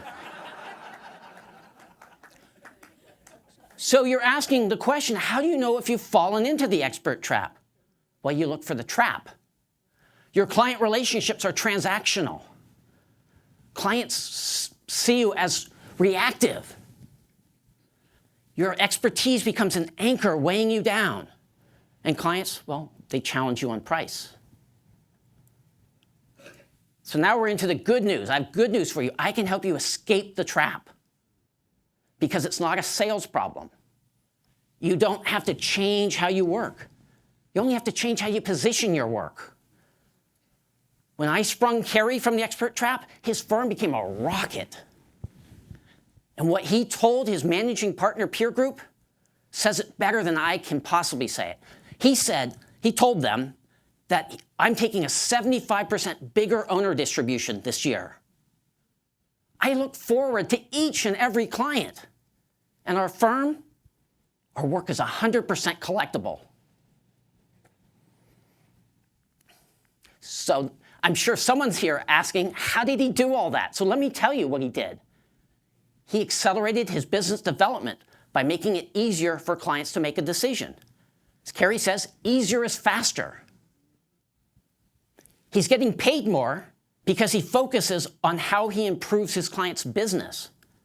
He told his firm, when we started talking about impact, clients were willing to pay us more. And he's more referable because he's clear about why he gets hired. He tells other attorneys, the more specific you are, the more referrals you'll get. Now, yesterday afternoon when I was preparing, the phone rang, and I thought it was an interruption. It turns out it was Kerry, so we talked for a few minutes. And a good thing, too, because he said, Bruce, you have transformed what it means to work like a dog. Working with our clients is like getting a belly rub. Now, seriously, Kerry works hard, but he works without stress or frustration. And you only have to be around him for a minute or two, and you just feel the passion. This is a man who loves his work. I want to invite each and every one of you, even the people in the back, to be the next Kerry. Come join me and we will clarify your value and transform your work.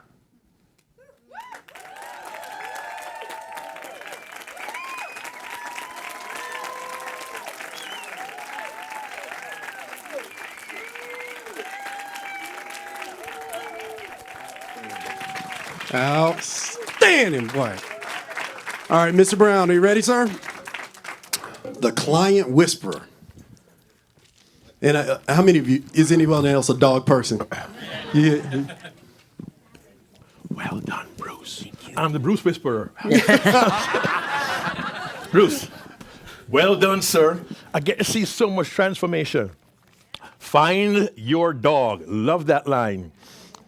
What was brilliant, early on, I wasn't clear who your target audience was. But then you said, people in your profession. And you were telling us that your audience was in the field of law. Brilliantly done, because we wonder, who am I supposed to be? So you were a lawyer for the last 10.283517 minutes. Brilliant, brilliant. You let us know who your audience was. Kerry, he was exasperated. Why are they going to them? We have more knowledge. I put down, I loved Kerry's energetic exasperation. You also brilliantly used audience interaction throughout the presentation, and I love your seemingly deadpan humor. Funny when it happens to somebody else, huh? Yes, good. This light humor there, beautiful. It's a line about snatching defeat from the jaws of victory. I pictured a dog named Victory holding on to a doll's feet, but that's a different thing. My brain's a funny thing.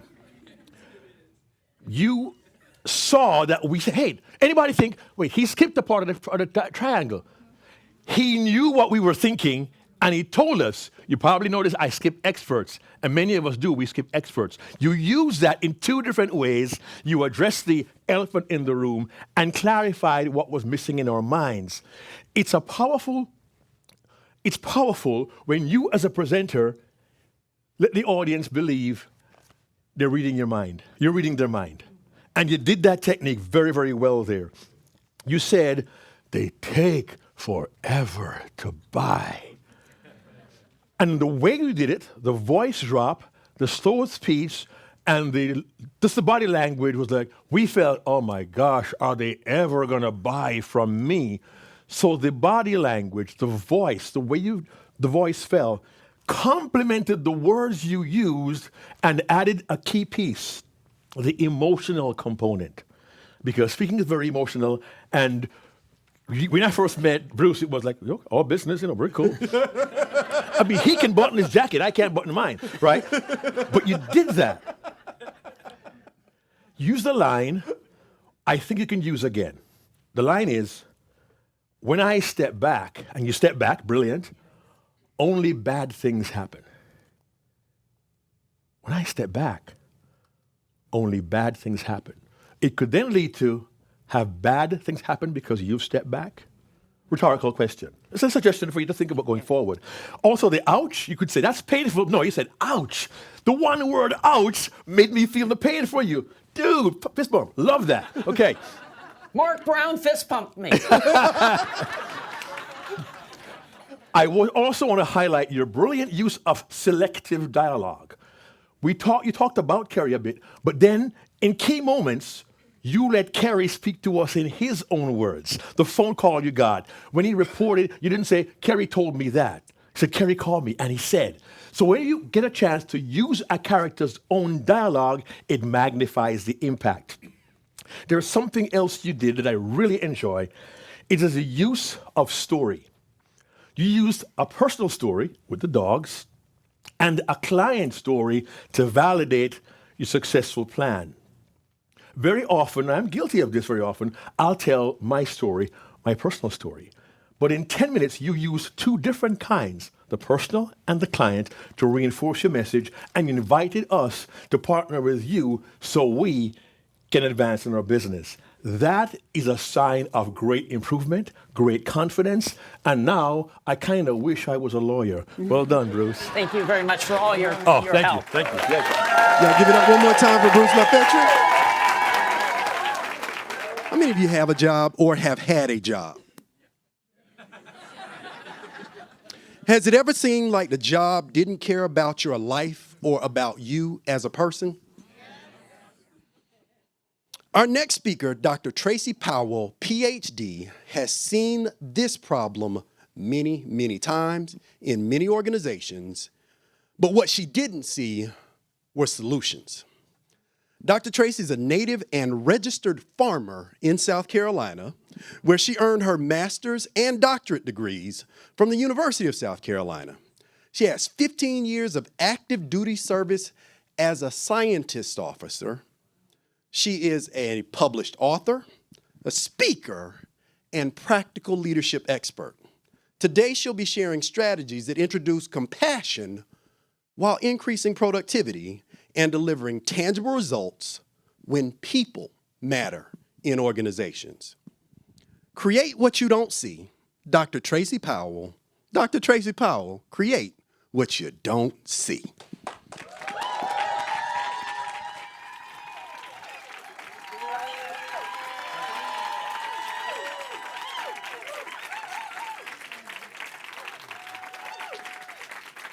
Thank you. Thank you so much. Can you imagine them calling me to the director's office? I got a call 6 months into my new leadership position. The director wants to see you. As I reflected on my accomplishments over the last 6 months, I was super excited. I knew I did everything I needed to do to go to the next level. So I thought to myself, it is time. And guess what? I'm getting promoted. I prepared for the meeting. I wrote down everything that I did and everything that I did well. The day of the meeting, I walked down this very long hallway to get to the director's office. As I got in the suite, all of the doors were closed. And I'm thinking to myself, boy, this is the top. And here I sit. I knocked on the door and waited. I knocked again and waited. Now I'm thinking, is she coming or what? She allowed me to enter. As I walked into this office, I noticed that it was kind of dark. People wasn't often coming in the suite, and the director was sitting by herself. I walked in still excited because, hey, I'm here for promotion. I don't care if people come or not. I'm here. It's all about me today. I walked in, I dusted my seat off, and I sat down. The director turned to me and said, Dr. Powell, thank you for joining us today. I'm very glad that we have this opportunity to speak. I wanted to talk to you because I have some concerns. Concerns? I'm here for a promotion. You're not doing as we expected. You've missed too many days, and we are concerned. But I'm still excited because I missed days because my father was ill in the hospital. I sent her an email. All I need to do is remind her. Yet she continues. I'm in a very complex place, you see. I don't know if we're going to keep you or let you go. My heart is racing. I can touch and smell and taste my heart at this point in my throat. And I'm thinking, let me go. I just got here. She continues with the conversation. I'm hearing, but I'm not hearing. I'm there, but I'm not there. But I'm listening. I've decided that it's time for me to make a decision, she says. Oh, gosh. Help me, Jesus. I'm going to give you a few more weeks on the job till you show me if you want to be here and show me what you're going to do to change. Dr. Powell, please close my door on your way out. As I walked to close the door, not slam it as my mind told me to, I Just thought to myself, what just happened? I went to the door and closed it. As I heard that click, tears began to flow out of my eyes. My heart was still racing. I was in a place of unknown. I've never been here before in my career. No one has ever tried to dismiss me and did not give me an opportunity to say anything. It was a one-way conversation about me, and I was only a visitor. As I walked out the office, I went over to my mentor's office. I ran directly in his office because guess what? His door was open. And I told him the same story I'm telling you. She made assumptions. She wouldn't listen. I could not speak. I wanted to share that I sent her emails. I gave her updates every day, but there was no response. My mentor, seeing me in distress, stood up beside me and said to me, Dr. Powell, if you want to create this compassion you're looking for, you have to create what you don't see. He said to me, create what you don't see. Those words ring true to me to this day because we often find ourselves in situations when we're looking for something. We want something and it's not there. The solution is not to be angry and frustrated as I walked back to my office, but the solution is to create that thing that you don't see. But in order for me to do that, I had to reflect and I had to think about what I did see in order to define what I did not see. I saw doors close in our office, even my door.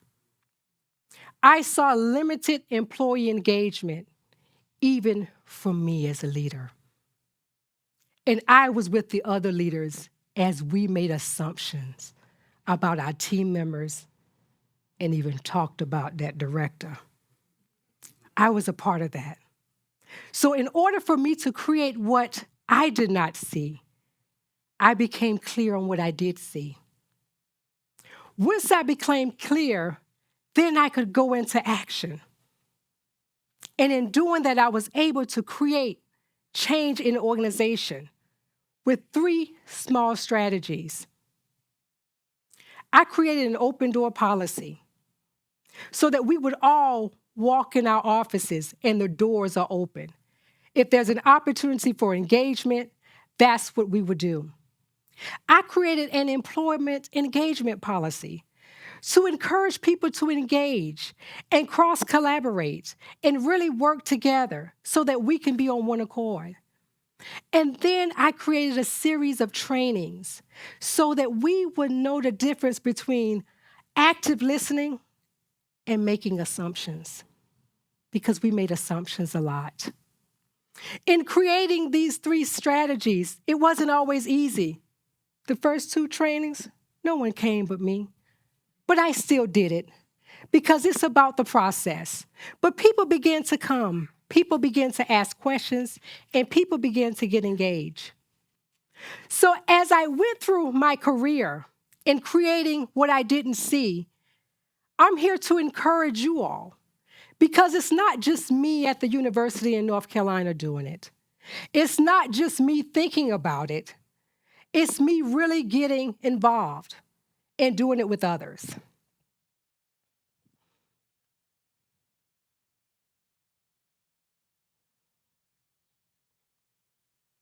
As I did it with others, we did it with gratitude, we did it with compassion, and we did it with love. We were not the only one doing this. Starbucks is doing this every day. They have an open door policy.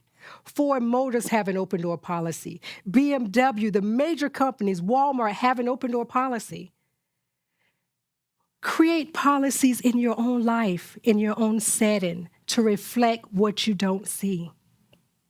Create change all around you. If we did it in North Carolina, if Starbucks can do it, if Walmart is doing it, you and I can do it together. But in order to do it, guess what we need to do? We need to say it and believe it. So if you all could stand with me. Thank you. Let's say it together. I'm going to say it first, and then you say it. Create what you don't see. Create what you don't see. One more time. Create what you don't see. Let's create what we don't see, and let's do it together. Thank you.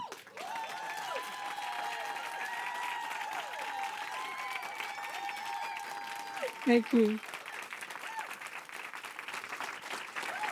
Well done. So proud of you. Thank you. Notice this brand consistency right here, by the way. Yeah.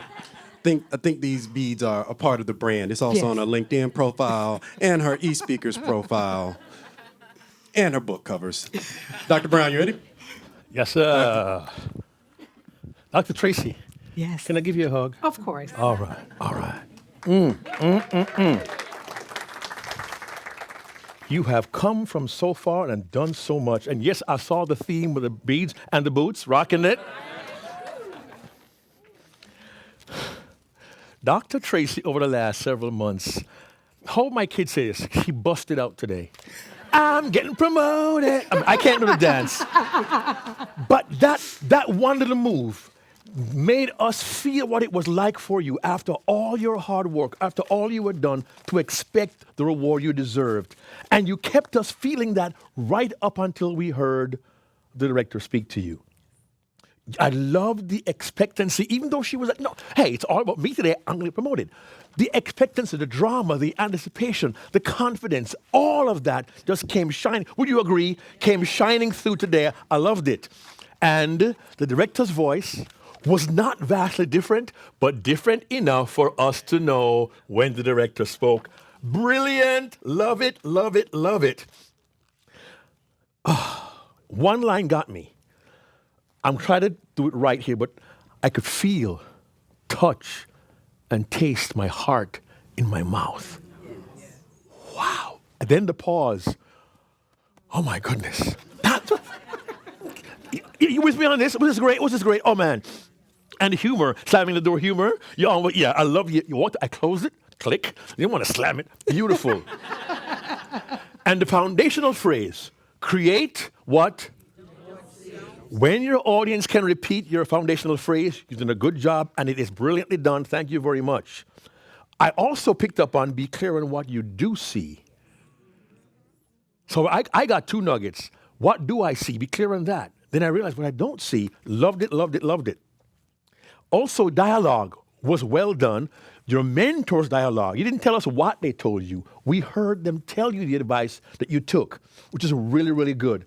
You mentioned specifics about the closed door policy. People who had closed doors and made assumptions. And you did something this time, I didn't hear the first time you did it, or second time. You made us realize your own vulnerability. I had my door closed. I made the assumptions as well. Not every speaker is that vulnerable. And for that, I thank you. I do. An open door policy, employee engagement, and active listening trainings. I love the part, hey, the first few, I was the only one, but I did them anyway. So there. Free practice, that was great. In your closing, you added a beautiful element of what some may call social proof. She name dropped. Well, BMW does it. Starbucks does it. Walmart does it. But you didn't leave it there. You brought it back to us. You made us stand and say it together. And when you said the last word on your presentation was the word together. That was a final unifying piece that put it all in one big bow. And if we get clear what we don't see, if we connect and we do it together, then the word that I wrote down here, gratitude, compassion, and love, will be part of everybody's existence. And that left me on a high. So once again, thank you, Dr. Tracy. So well done. Thank you. So well done.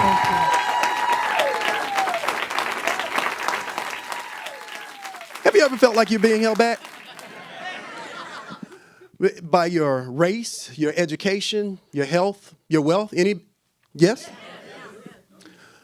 Well, today's speaker, Derek Grissom, also known as the Limitless Leader, earning that title by overcoming deficits in education, going from a GED to an MBA, and as well by going from corporate America to today being an entrepreneur, keynote speaker, author, and executive coach at My Limitless Growth, LLC. He is a native of Atlanta, Georgia, and Derek is on a fast-track mission to positively impact the lives of millions around the world with his message of optimism and determination. Today, Derek is going to share how we all can connect, tap yourself right here, with the limitless leader within to pursue our limitless potential. Please help me welcome Derek Grissom.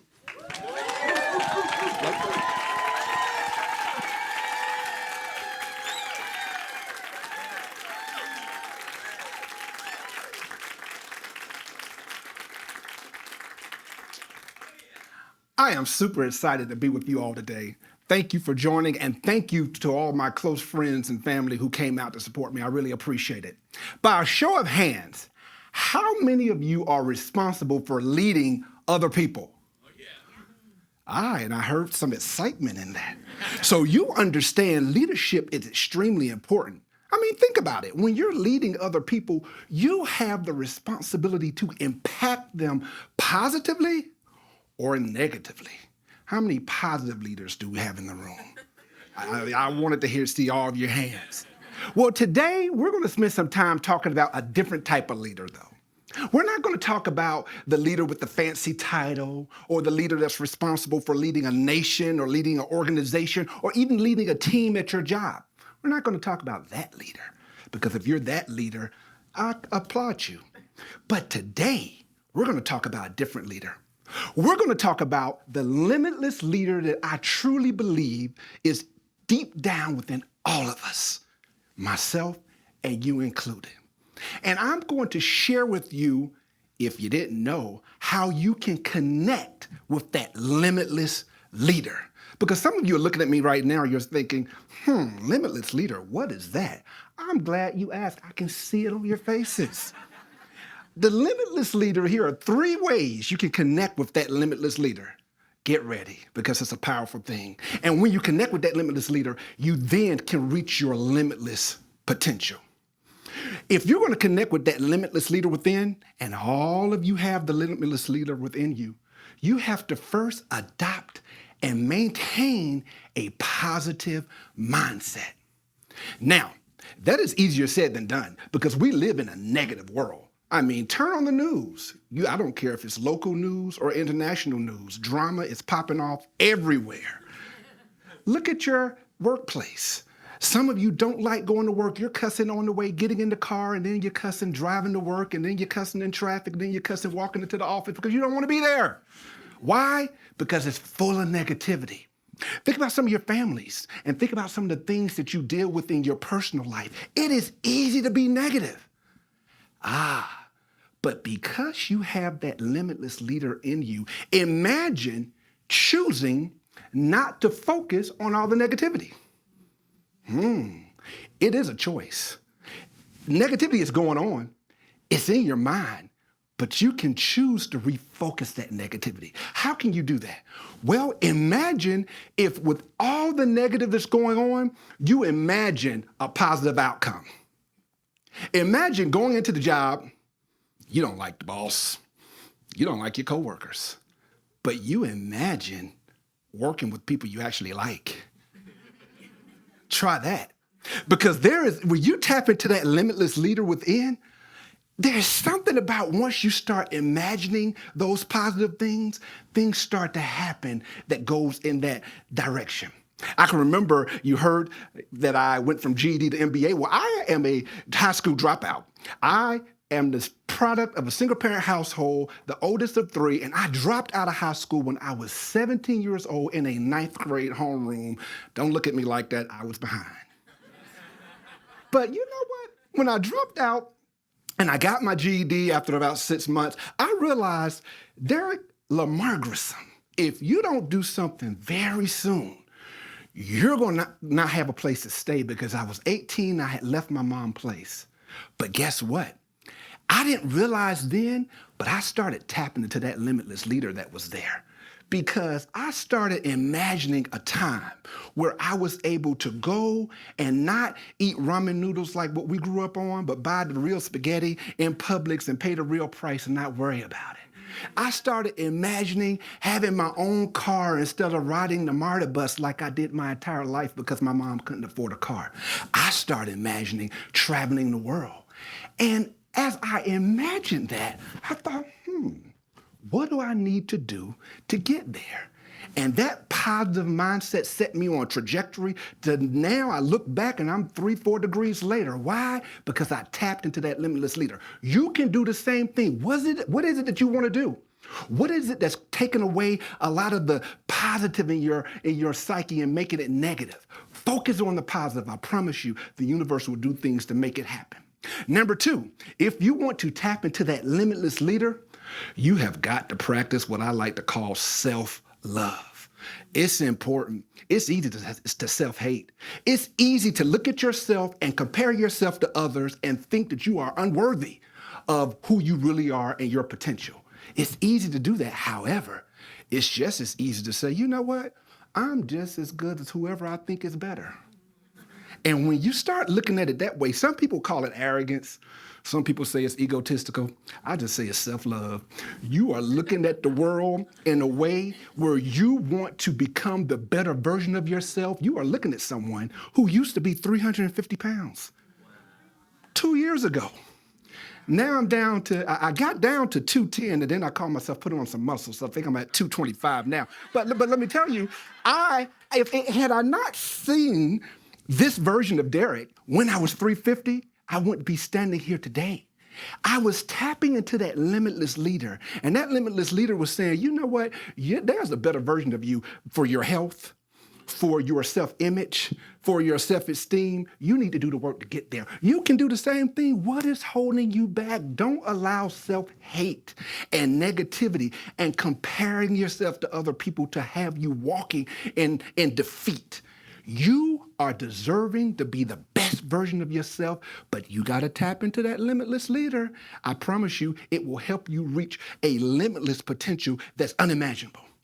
Thirdly, if you want to tap into that limitless leader, and this is the last point I want to make behind that, you have got to embrace diversity of thought. Embrace diversity of thought. Well, that's loaded because that can mean a whole lot. So let me break it down for you. When you embrace diversity of thought, you accept the fact that, guess what? We don't know it all. I know I had to. There was a time in my life where you really couldn't tell me much because I had it all in my mind. Until I started activating that positivity, activating that self-love, tapping into that limitless leader, and then connecting with other people who are trying to do the exact same thing. That's when you start to realize, wait a minute, maybe it is okay to have a mentor. I have a couple of my mentors here. Maybe it is okay to connect with other people, to connect with mentees and have an impact on other people. I have a few of my mentees here today. Maybe I can do more if I just listen to someone who may not look like me, may not sound like me, may not have my background. That is a limitless leader trait. For me, it's not always about other people, too. If you really want to tap into being a limitless leader, I've found a lot of the diversity that I carry and consider from reading books. Do you know that statistically, people read maybe less than one book a year? And it does not matter the educational level. So it doesn't matter if you got your master's or your doctorate or you were a high school dropout and then go back. Typically, the average person reads less than one book a year. And that, unfortunately, prevents the diversity of thought, because whatever you're trying to become in life, whatever you're trying to do, there is a good chance that out of the 8 billion people living or the billions who are already dead, somebody did it. And they put it in a book. And could you imagine if you took the time to read it? I know when I wanted to become a professional speaker and be the best version of myself in speaking, I started reading books like Think and Grow Rich, but by Napoleon Hill. That book was written in 1938. And no matter what was going on in 1938 in the diversity or the non-diversity, all of it's true today in 2024 for someone like me. Or Maximize Achievement by Brian Tracy. That's a powerful book. It allows you to focus on your goals and then do what you need to do to get there.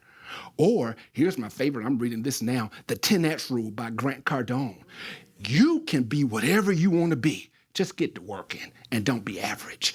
It's amazing. When you think about diversity of thought, you are able and empowered to read books, get mentors, and tap into that limitless leader. So don't forget, if you want to become that limitless leader, number one, you have to adopt a positive mindset. It's essential. Number two, you must practice self-love. Don't compare yourself to, you don't have any competition. 8 billion people in the world, no one's like you. Love yourself. Number three, embrace diversity of thought. We don't know it all. It's okay to say that. Before I take my seat, say this with me because it's an affirmation. Repeat after me. My potential is limitless. Thank you.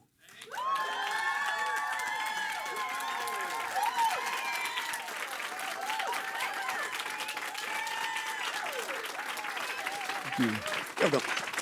Excellent, excellent. Mr. Brown, you ready? Yes, sir. Derek. What's up, Mr. Man. Brown? How you doing? Good. Does that smile get you immediately or what? Man, you light up this stage, man. Wonderful, wonderful. I really like the fact, early on, it was very clear to us you have one key topic, that being the limitless leader. And you deliberately made it about us, your audience. Thanks to it's your coaching. easy. Well, I appreciate that. It's easy to get into our story up front, but quickly made it about us. And we felt engaged. I certainly did immediately. You made a promise. 3 ideas, 3 tools, 3 techniques, and you fulfilled that promise. Your flow, your structure was brilliant in that you kept to that structure. You promised 3, you gave us 3 examples, and at the end, you recapped all 3 to make sure we got it. Technique, wonderful there. Really enjoyed that. You had 3 points. I wrote down, adopt and maintain a positive mindset. And my subpoint, you took us to a place where you began to imagine what success looked like. I hope everyone caught this. But at the time where he was, success was paying for regular noodles at Publix and getting a car, not riding Marta. All too often, we, professional speakers, tell you to dream big dreams and think of how, and you're here, and the dream is so big. The BHAG, the big, hairy, audacious goal. But his honesty and his vulnerability at that time, big for me, was regular noodles at Publix. He brought it down to earth. So it wasn't always the big, it was very practical. Then it was a car, not Marta. And the dream grew as you grew. The dropout who got his GED had, 3 degrees or 4 degrees behind him? So we could see that what was working as concept was practical for you. That was the proof that your techniques worked for you, and it was inspirational to us so we can adopt your policy and your practices and also become successful. All very, very well done. I love the humor about the body weight. And you allowed yourself to use self-depreciating humor, which not everyone uses well. You don't laugh at the audience, laugh at me, laugh with me, and it's cool. And it was done with such a wonderful spirit. We enjoyed it the whole step of the way. It was brilliant. Your third point, embrace diversity of thought. You made it a point to repeat that line again, because you said that could mean several different things to different people, but then you clarified it. Sometimes as speakers, we make a point and we think the audience gets it, but you made sure by going a little deeper to keep us with you on the journey. So again, technique there was really so very, very well done. Derek made a subtle suggestion to all of us, and I'm not sure if you all caught this, but he suggested but not in so many words, that we should submit to mentorship.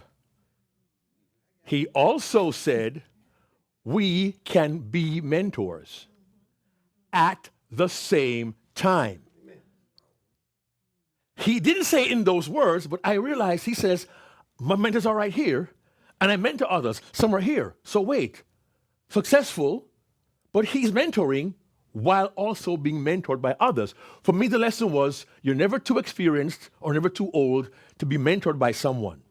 And when you gain the experience, take it upon yourself to be responsible enough to mentor someone else. That was right in there. I wrote this down. Suggested subtly that we should both mentor and be mentored. Wow. Anybody else caught that besides me? It was brilliant, man. And you came back, wrapped it up, and you repeated it, the 3 points, so we could not miss it. And the pièce résistance was the audience engagement and involvement, so we could verbalize the ideas you shared with us. And when we verbalize it, remember it. Derek? Thank you, sir. Biandre?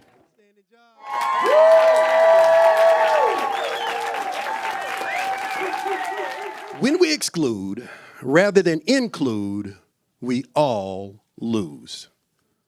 But if we can learn how to include, our businesses benefit from the diversity of minds. Today, our speaker, Sylvia Moore Myers, is an entrepreneur, multiple business owner, and a published author. She'll be sharing an amazing story of how one life was drastically changed, and then show us how we can change millions of lives with one decision. How many of you like to change millions of lives?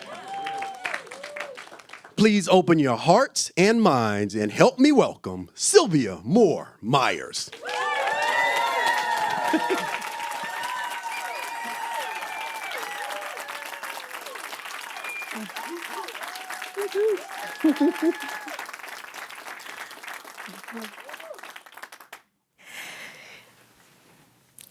Meet Tizzy. Born into the vibrant chaos of the early 1960s. She was quirky, clumsy, smart. She had a knack for fixing broken things as a child, like an old radio she found in the trash because it just made sense what was wrong. Picked last for most everything. Softball, volleyball, but never dodgeball. She just became accustomed to being last. But in her teen years, the bullying became physical and sometimes sexual. And Tizzy just couldn't take it anymore. So she learned to mimic other girls. And she made some friends. And she got through 3 years of high school without bullying and a little bit of popularity to boot.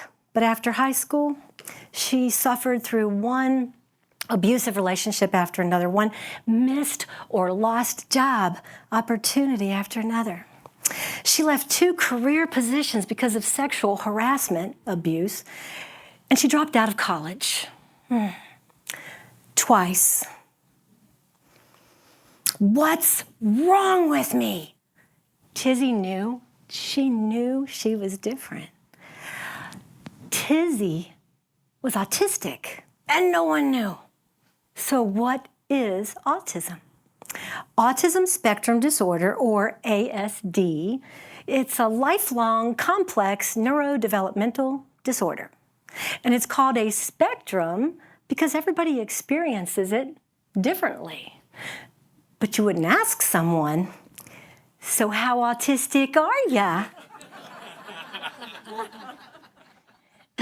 Or, you don't look autistic. You look good.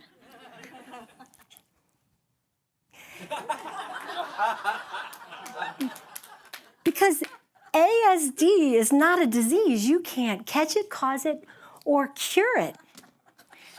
And even though it's popular belief, vaccines, Tylenol, and bad parenting did not cause autism.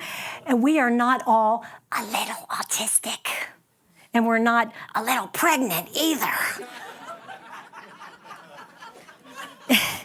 It's genetic. You're born with it, which means that autistic, Asperger's, neurodivergence, whatever they call themselves, are protected by the Americans with Disabilities Act of 1990. Although you wouldn't know it. Autistic people can be naive, they're trusting and vulnerable. They can't always read between the lines to see someone's true evil intentions.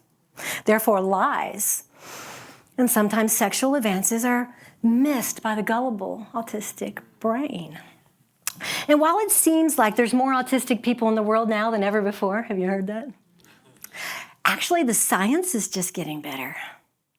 Yeah. So I like to believe that maybe autism goes all the way back to, like, people. How far? You want to know? Well, Adam, he might have liked animals more than people. We just don't know. We don't know. And where's my apple? Okay, oh, here. And Eve definitely couldn't read between the lines to see someone's true evil intentions. But poor Noah, talk about poor social skills. This guy, he preached for over 40 years and only got 8 people on that boat. Animals lined up for miles to get it. Oh, in perfect little rows. Perfect little rows. Compare that to Moses.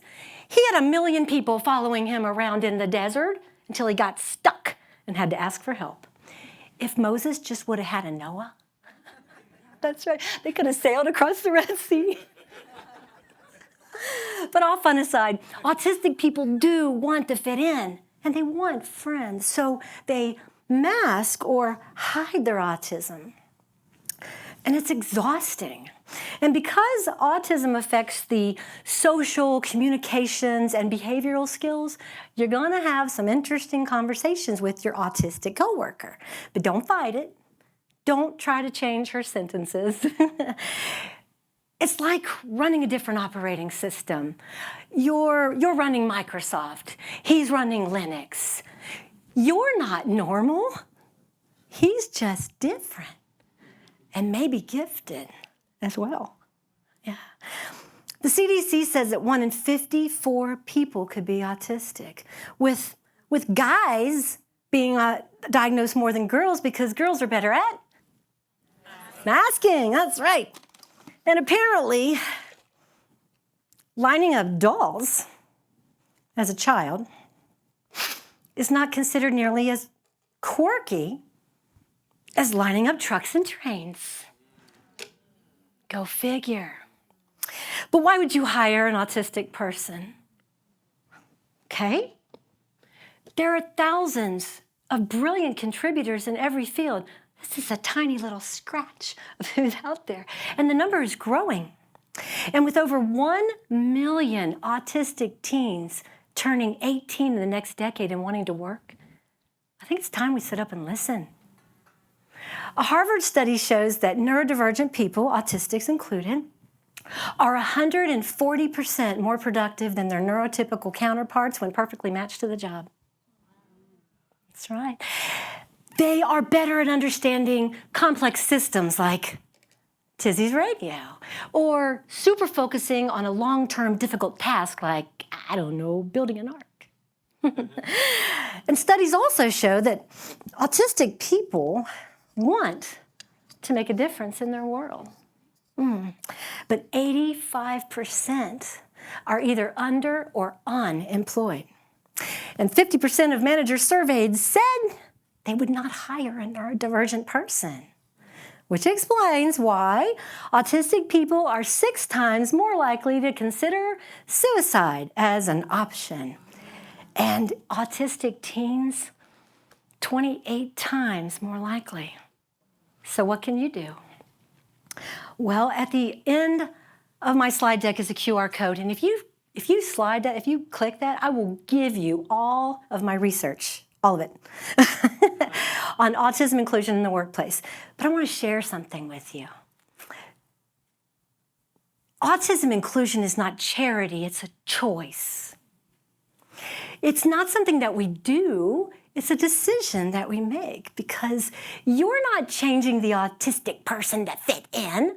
You're allowing them to be themselves because he's still going to have trouble communicating with you, mixing up words, talking out of turn, forgetting your name,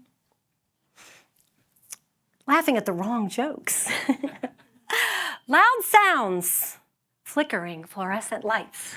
And people that like to hug her may still cause her anxiety. But what happened to Tizzy? She quit her last abusive job and she became a girl boss entrepreneur.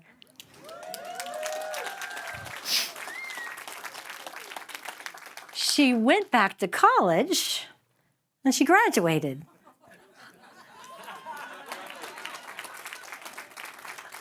Valedictorian at age 52.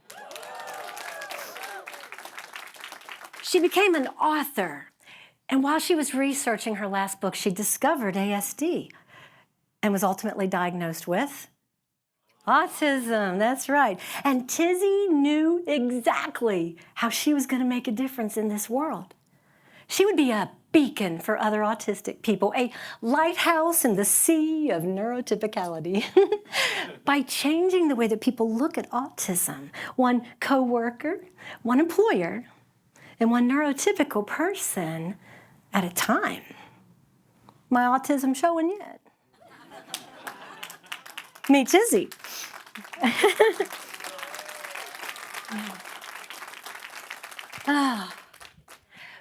While you scan my little thingy, as promised, I would like you to hear something, okay? As an autistic person, standing on a stage talking to you is uncomfortable for me. But here I am, pulling off my mask for you and representing all people on the spectrum so that you will become comfortable with me. And all the little Tizzies out there who are destined for a life of pain and loneliness without your help. The world is wasting a lot of brains by excluding the neurodivergent. And it's time for a convergence of the neurodivergents, don't you think? Yes. But just think all that we could accomplish if we just tapped into that wonderful, quirky, perfectly lined up world on the spectrum. Live long and prosper.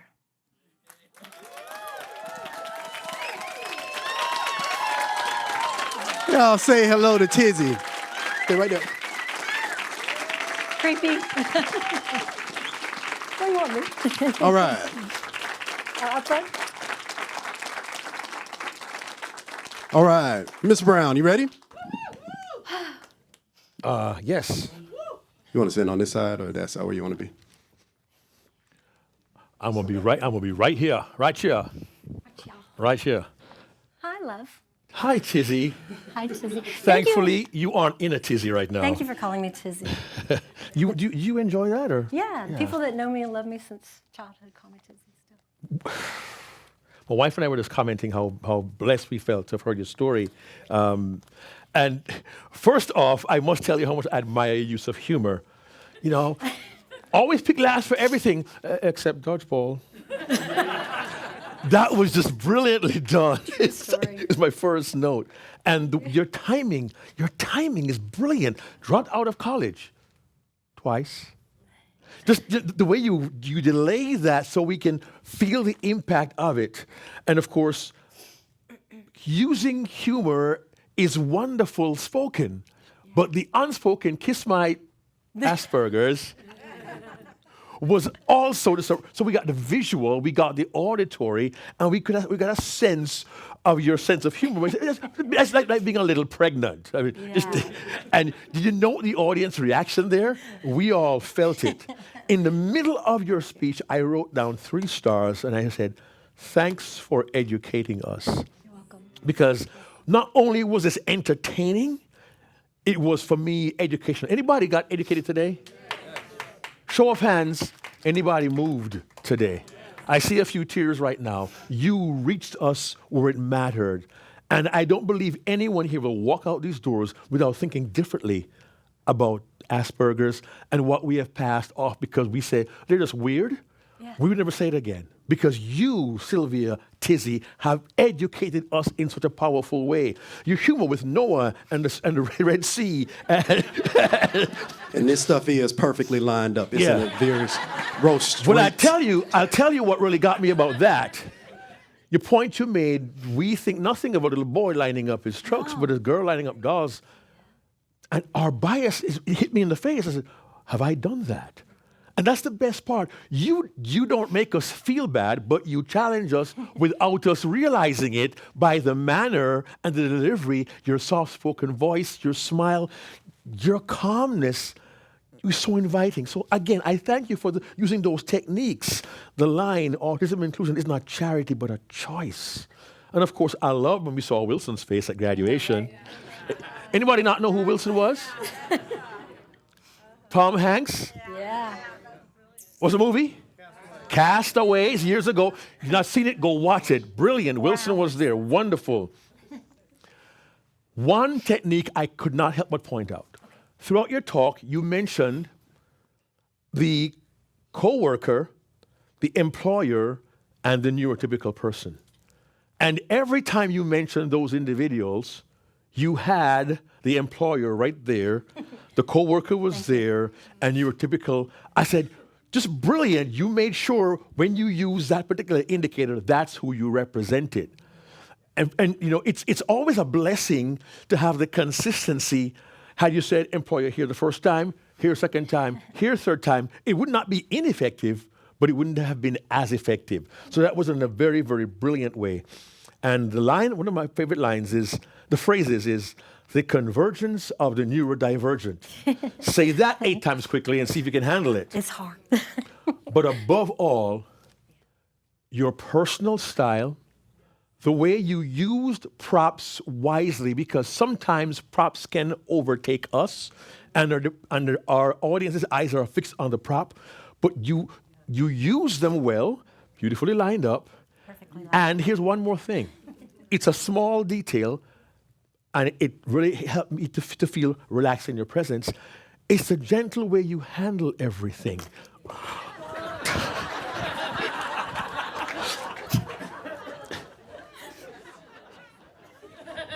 The task has to go to what? To one side? Oh, no. But the tenderness of the touch. I'm being very serious now. The tenderness of the touch, of the way you handle everything, suggested that every one of your props was meaningful to you, and therefore it should be to us as well. And it's made me respect you even more, appreciate you even more, and I thank you so much, Sylvia.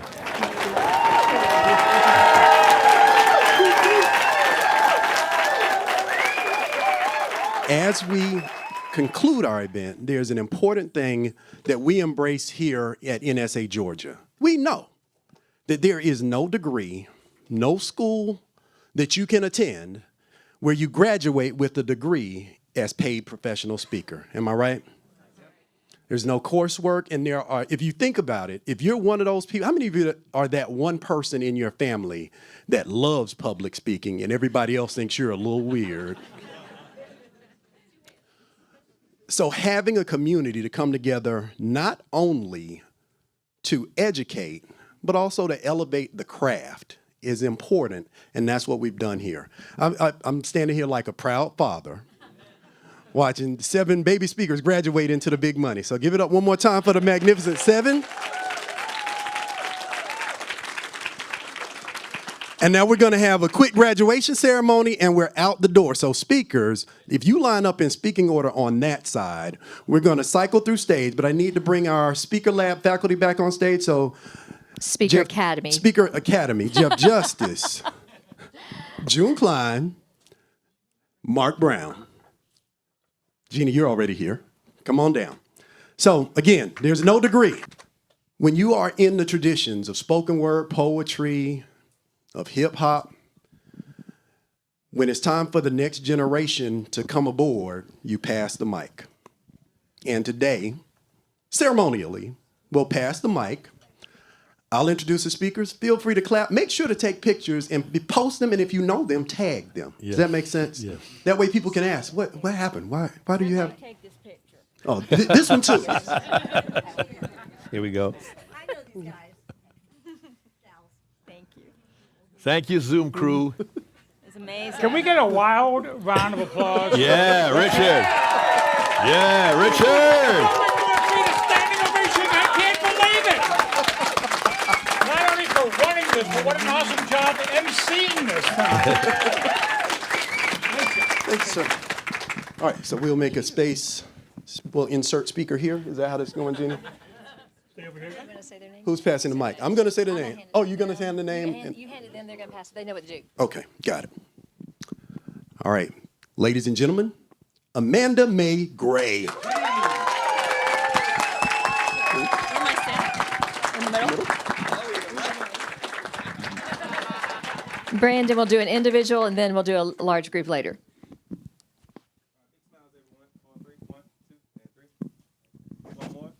Be in there, sorry. Sorry.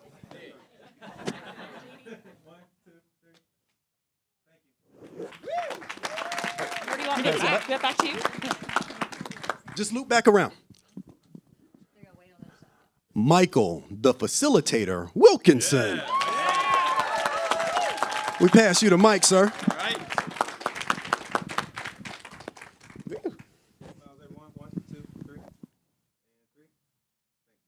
Thank you. That goes that way. Thanks, sir.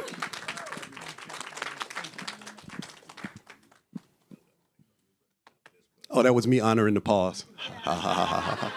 Shantae Hooks.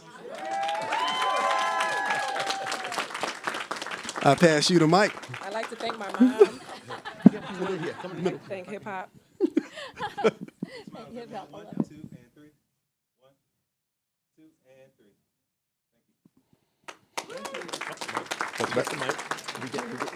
Stick. And now, ladies and gentlemen, the client whisperer, Bruce LaFeitra. Pass you the mic, sir. Can't quite get there.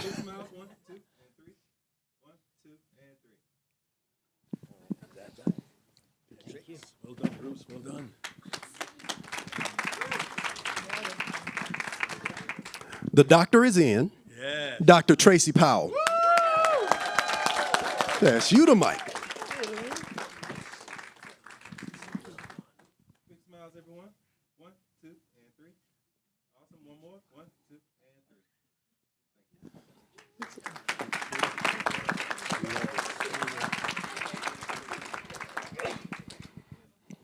3. ATL's own. Limitless leader, Derek Grissom. Pass the mic. Everyone in close. 1, 2, 3. 1, 2, and 3. Awesome. Outstanding. Awesome. And you just met her, but allow me to reintroduce Tizzy Sylvia Moore Myers. Last one, big smiles. 1, 2, 3. 1, 2, and 3. Everybody back on stage. Yep. All right. And if the Academy group would join us back on stage, we'll get one group photo. One group photo. Photo.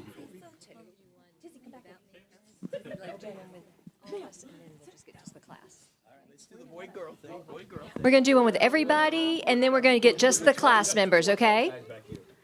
One with everybody, then just the class members. This is what happens when you're halfway tall. It's like, Come and scoot. Good. Can we all fit? okay. Put that in the middle somewhere. Can we all fit? Yeah, we got it, everybody. We got everyone. 1, 3, big smiles. 1, 2, 3. 1, 2,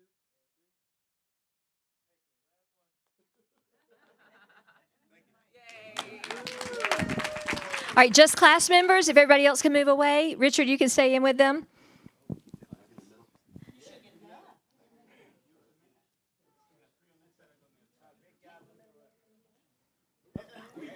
And we'll have time for all different kinds of shots afterwards because we're ahead of time. Michael, you in? Clap for them while they're smiling.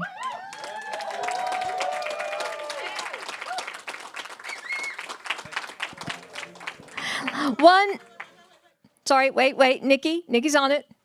Nikki, we're getting him to the airport on time.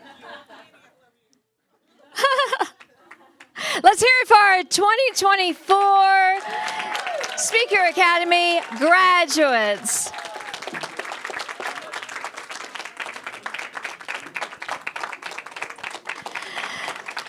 Stay up here with me. Richard Harden.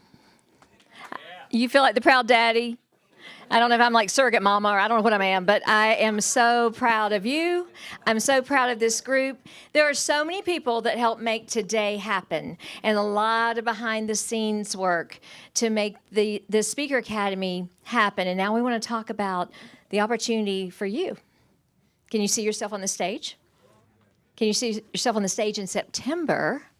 Because we're about to invite you to join an entirely new cohort. Yes.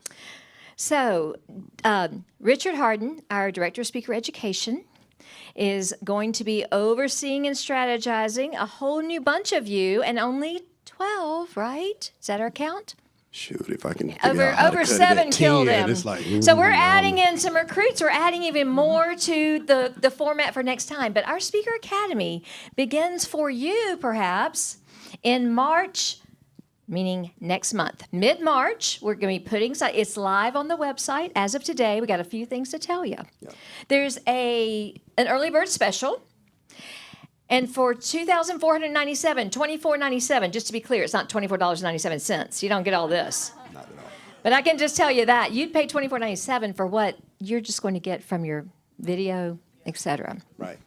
You get not only the strategy from Richard Harden, you get not only the information, all of the folks here that help with NSA Georgia, all the people that help lead a session, all the people that help do logistics.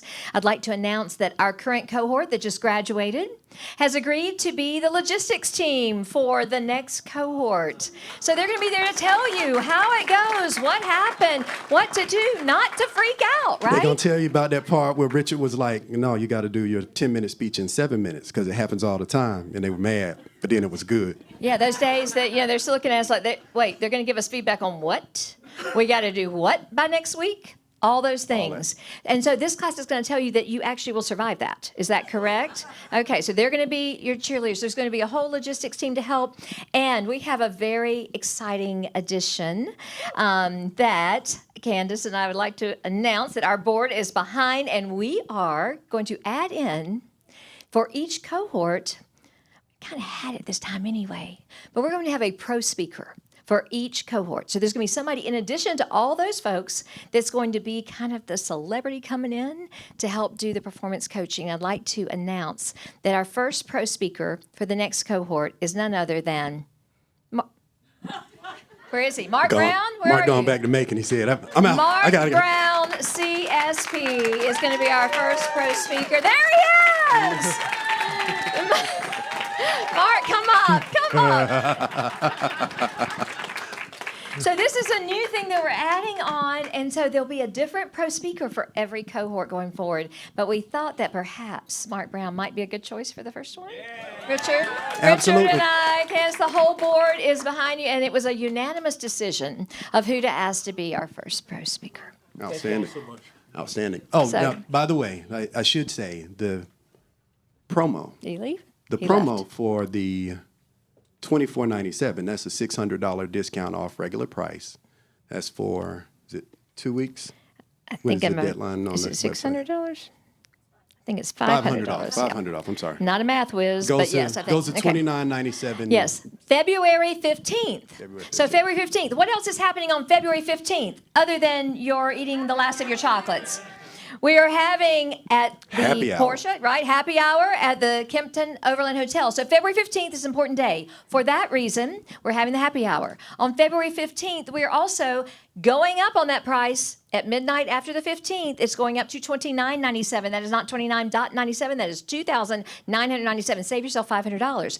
One of the things, if you're a Speaker Academy member, if you have not joined us yet, though I know you're probably going to be joining in the parking lot when you leave, you get a membership, a year's membership with that Speaker Academy tuition. You cannot beat this. This is like a $50 million value.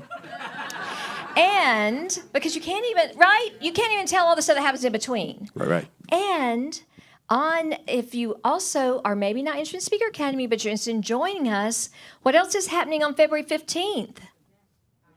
Our dues price is going up. So right now it's $425.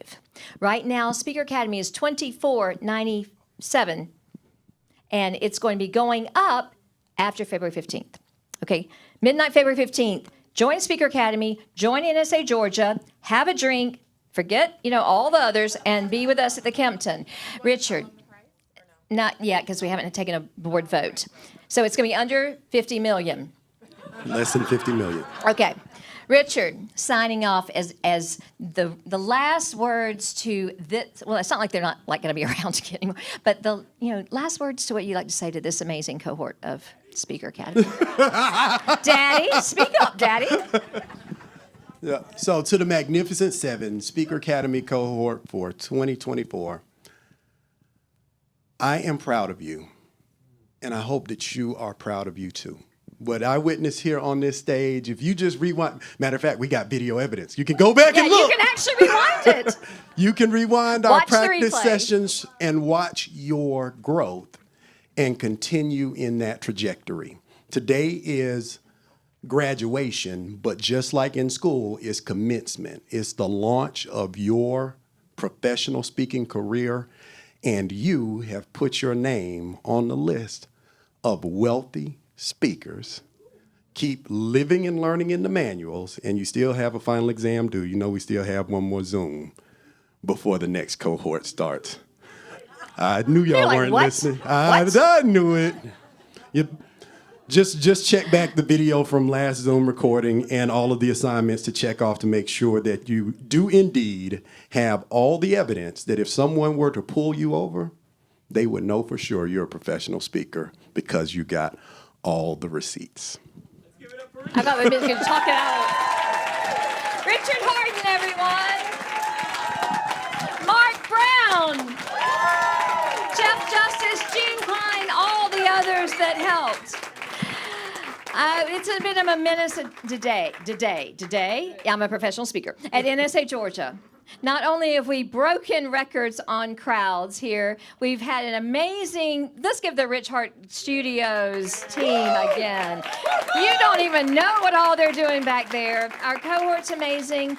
I would really, really, really like to thank our NSA Georgia board. I know they're behind the scenes, they're in front of the scenes, but you don't even know how amazing they are and how they have helped to create this. Abigail Pierce made all the connections back there, especially Leslie Gordon back there. I want to thank you for that. Please don't forget that our new member orientation, because you will join by next Thursday, I know, is November, what month are we in? I've done that twice. Thanksgiving, February the 8th, 6 to 7 p.m. Sign up for that. Come to our happy hour. And next month, the first Saturday in March, Alana Hill. Some of you know her, NSA. Yeah, she's a rock star. She'll be with us on the first Saturday of March. So please be back. Watch for your newsletters. Tiffany Vanborough, are you in the room? I want to thank Tiffany and Siobhan. Watch that newsletter. Christy, the new articles. I want you to really be paying attention. There's so much going on in NSA Georgia. As always, I'm proud to be your president. Thank you for being here.